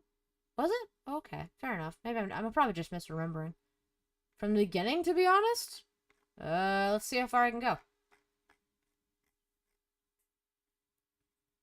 It had been raining, threatening to rain all day. Gray skies spanning a slate blue world. It was cold, and all the heaters were humming in their rush to overcorrect for it. 3 o'clock, raindrops started hitting the windowsills. Not a problem, she had her umbrella. At 3:15, the adults started leaning back in their chairs. Watches and phones were being checked. They were preparing to leave. 3:24, another topic was brought up. The gathering resigned themselves to a continuation. 3:45, by the time the girl was able to excuse herself, she was 15 minutes to get back to school. Hardly impossible on foot if she hurried. She forgot her umbrella. Yep. It's not like her to be so absent-minded. The smart thing to do would be to go back and get it. It's 3:49. At 3:51, she is jogging, a non-committal yet still undignified rush. When she sees the time on her phone, she starts to run. She hates running. Guru says, because I remember checking the text color to see which would be Morgan, but it was purposefully hidden. Okay, fair enough. Because, like, you associate red with Morgan, but the person responding is responding in white text. She hates running. A small part of her considers reading it. Morgan was running to the school to see her friend. Yeah, because Morgan had a family thing. And then she was able to sneak to leave. She only had one number in her phone contacts, after all. Probably the one friend that she had. 3:56, school gates are in sight. She was looking. Her knee stung because she fell. Palms of her hands were embedded with specks of gravel. Rained a little blood. Yes. She pauses to at least catch her breath before sliding the door open. If her heart hadn't been beating so loudly, she would have easily heard the voice behind it. What do you come up with this stuff? I can't ignore it. It's going to be very exciting every week. Ev, I thought you had a family thing. So, did they just, like, start the club without her? Like, they just got more people and they were like, oh, let's just, like, have a meeting. Did she feel betrayed by her friend, maybe? You're happy, you're soaked, and I thought, we're the Mystery Club. Name pending, blah, blah, blah. You were right, Ev. I just went around to people on campus, tried being friendly and being myself, and people started signing up. But forget that. Your knee. It's fine.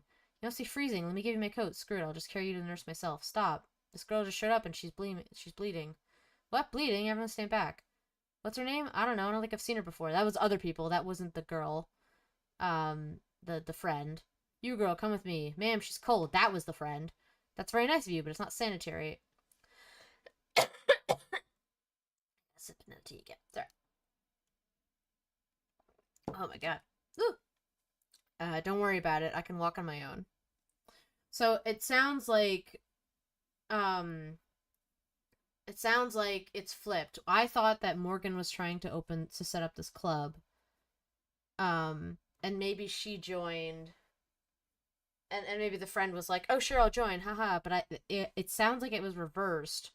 Like Morgan was the one who was saying, "Oh, I'm not really interested, but you know what? Just be yourself. You'll be fine, whatever."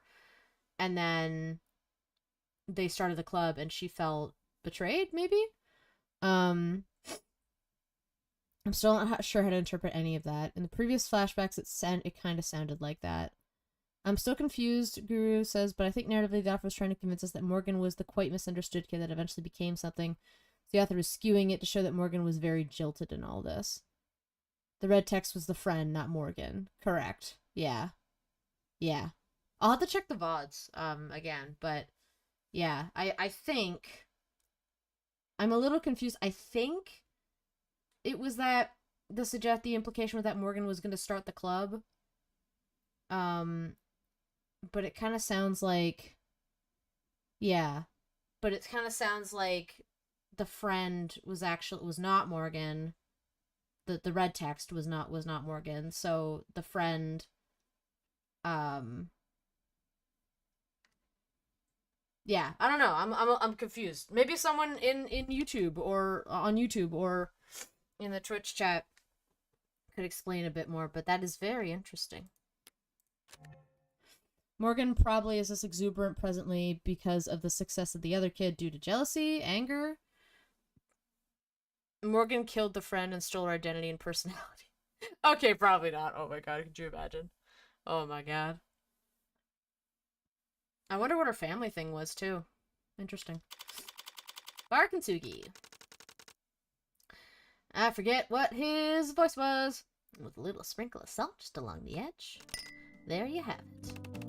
Oh, that looks wonderful. Thank you. Of course, let me know if you need anything else.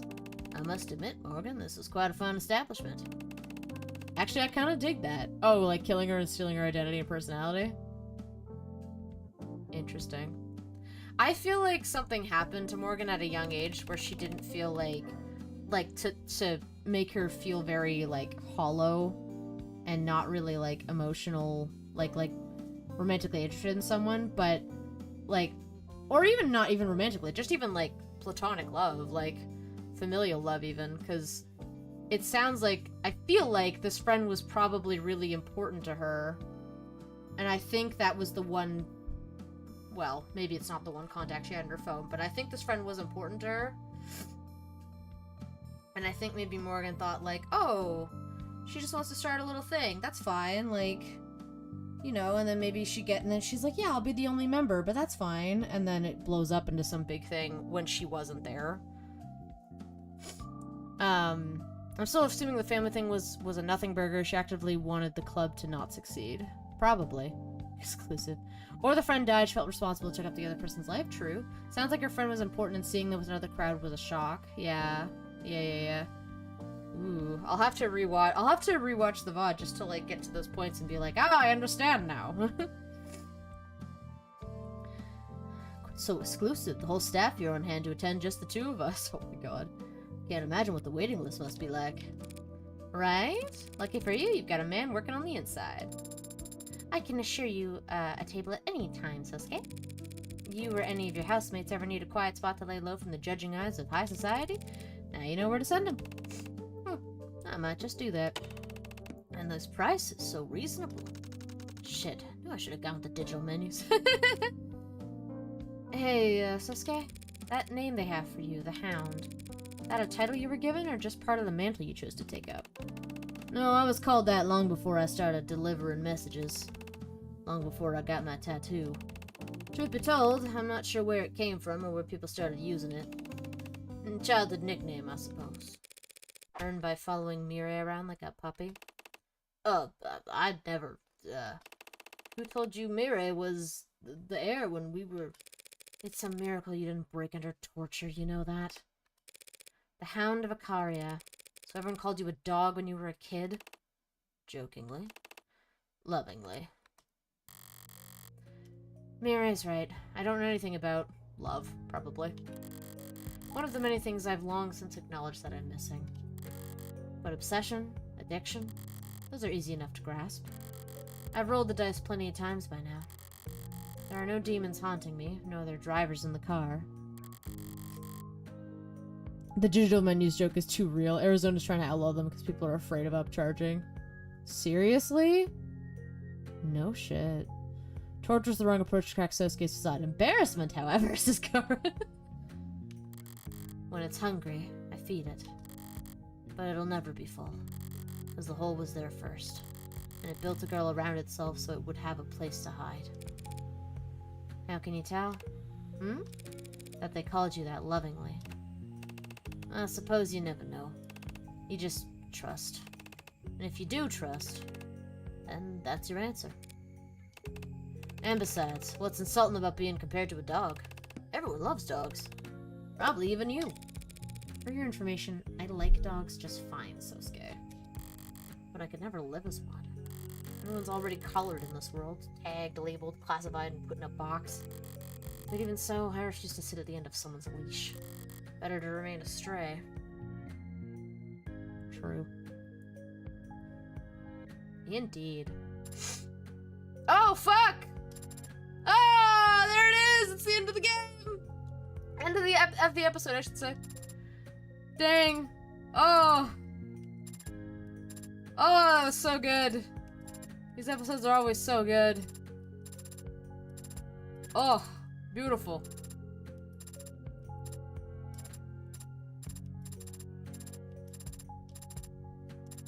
Now I have to wait an unknown amount of time for the next one. Indeed. I don't think they have any information on episode 3 yet, right?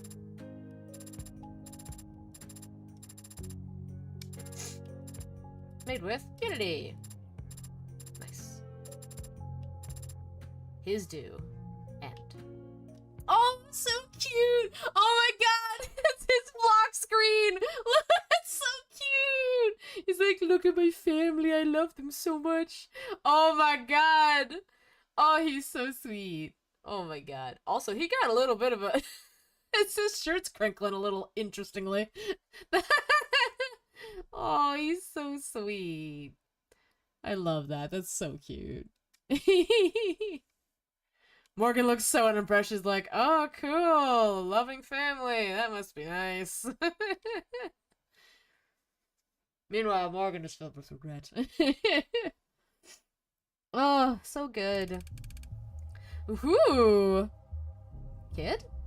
Oh, fuck, yeah, the kid from the we don't get anything else from him. He was in, like, the start of the episode. I wasn't looking out for anything in particular. The rest gave me and the others food and stuff for telling them where the blues go and who they talk to. My shoes have been feeling too small, and the blue guys in that building have been really busy lately. I thought if I hung around there, I might see something the rest would give me new shoes for. But I never saw anything worth anything. So you gave up? No. I got scared. What scared you? You won't believe me. No one believes me. Everyone says I'm a liar. Everyone says I'm a liar, too. Are you? I can't remember.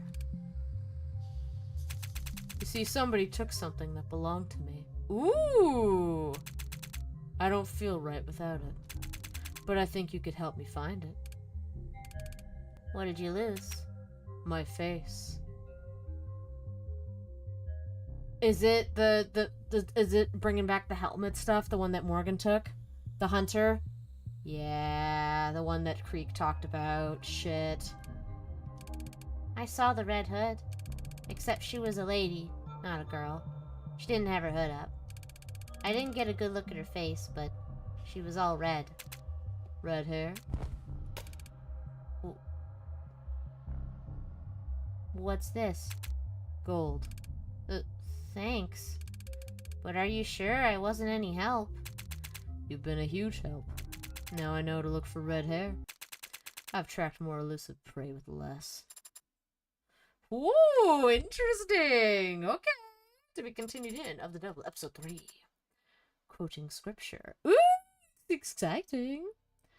Exciting. So let's see my results. Oh, I missed an article. Shit. Okay, I got all my profiles. Oh, I missed one key term. Probably from the article. 20 pieces of evidence. Nice. Congratulations! You finished episode 2 with 214 credit. High score for episode 2 is currently 214. You unlocked concept art and bonus scenarios based on this score. You also have a total of 271 remaining store credit spent on phone charms and case colors based on the highest credit with which you finished this episode. Dope. Hell yeah. They sound kind of robotic. Yeah. Yeah, I'm interested. What are the 101 of the AIs that were sent out into the world? One of the AIs that were sent out to the world? I'm forgetting when that was mentioned in the story. Oh! Episode 2! I'm sorry, episode 1! Yeah. One of the, like... Oh, shit. He had, like... Yeah. Made by, Sarah's, creator. They were tests. Ooh, that would be very interesting. I like that. I kind of paused for a minute too when I saw the kids up close a little bit. They looked a bit like a young version of Ray's. Had kind of similar eyes, not the same eyes, but kind of reminded me of them. They're not Ray's, but yeah, that would be interesting if it's one of the AIs. Let's look at a concept gallery. Awesome, nice. Oh, so cool. I love. What do we got here? Nice. Oh yeah, this is from episode 0. Oh, so pretty. Oh. Background art. Let's see if there's stuff from this episode. Yeah. Yeah, it's episode 1. Oh yeah, here we go. Yeah. Made Man. Cool. Nice. Oh, Miller. Miller and Tanks. Very cute. Nice art in this episode. Oh, my love. Hello, Han. I love her hand, her arm mods. That's so cool. Wait, does she have like a little bunny? Maybe she just likes bunnies. Adelaide Han. Oh yeah, there's Kim and Daisuke. David Asher, that's the researcher's name. Yes, thank you. Whoa! Oh, that's the tattoo! That's dope! Because we never actually get to really see it. That's so cool. Man, he's a beautiful man. He's a beautiful man. And then, Morgan, Ev, and Red Rider Hood. Yeah. Very cool. Very cool. Look at little Morgan. She's so cute. Oh, those are... Wait, what are the bonus scenarios? Am I forgetting some? Oh. Survey household? Nani? Oh, they're like videos. Why rubbing alcohol specifically? Nostalgia. Reminds me of days spent bandaging scratched knees and blistered knuckles. You did that for Makoto? No. Some other boy who was always overexerting himself. Cute. I like the smell of blood for the same reason. Oh. And antiseptic. And scalpels. That boy was always so hardy he made for the perfect test subject. There's Sarah's interviews with various characters. Test subject? I still think about finishing my medical degree sometimes, but I feel like my hobby would lose some of its therapeutic value if I did. She talking about Sosuke. Yeah. What hobby is that? Poison making. What's with that reaction? Also, that sting or whatever made me jump. You made it sound very intimidating just now. Oh, I was trying to make it sound exciting. I tell people I'm interested in herbal remedies. They all think I'm a dreadful bore. Or worse, that I'm going to try and sell them candles.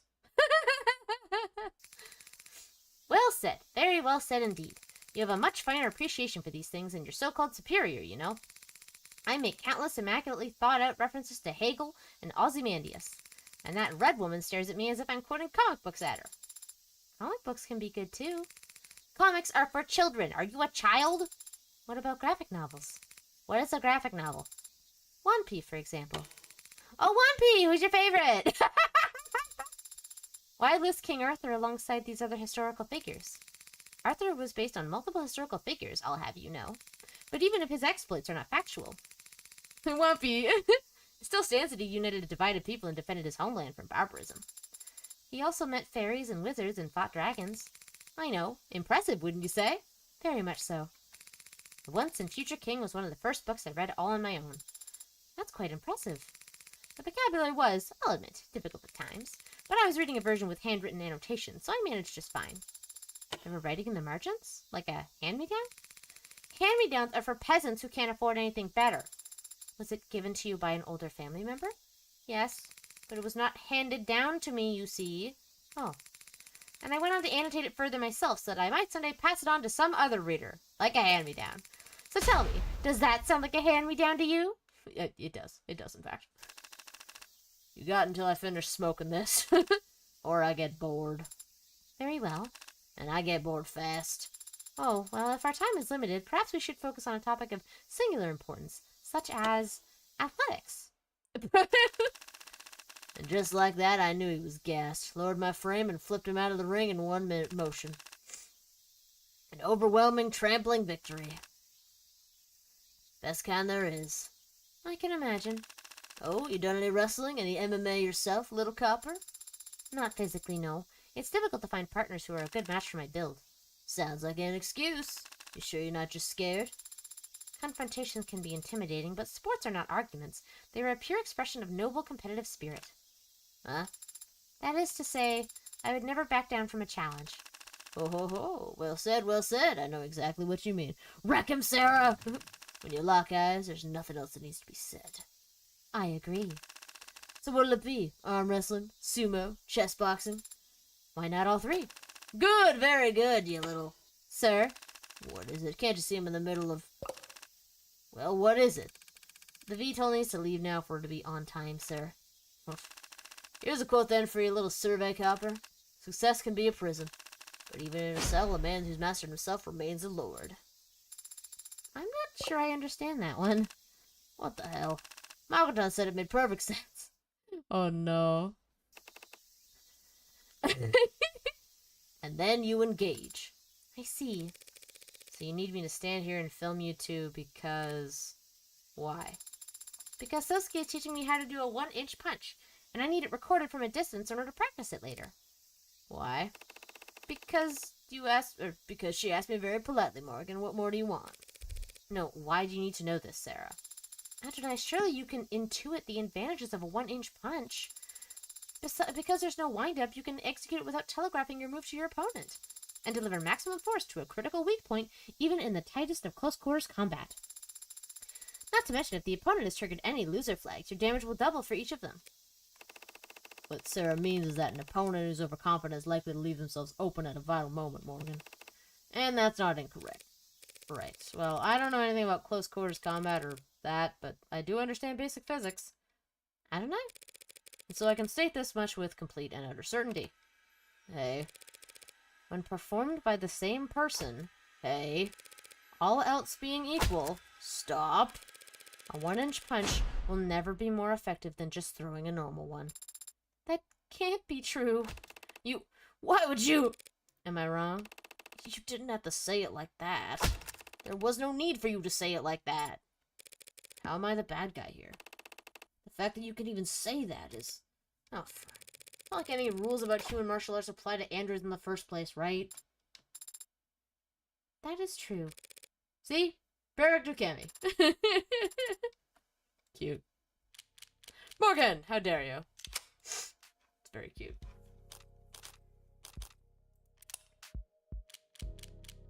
Wow, there's lots of stuff. That's good. Let's go back to episodes. Previous menu. There we go. Yeah, I'll go through more of those later. Maybe buy some phone charms. And I will wishlist episode 3 while I'm at it. Why not? 2026. Add to wishlist. Bam. Done. Alright. I gotta get to bed because it's almost 11:30. This is good though. Oh, I gotta pick more games to stream. Ah! Didn't already have it in your wish list? Scandalous. I usually wait till I play the game and then I'm like, oh, I'm done it. I better add it to my wish list. Yeah, I'm gonna say...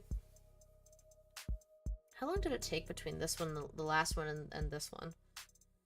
Probably gonna take most of 2026. I'm gonna anticipate this coming out closer to the fall, maybe.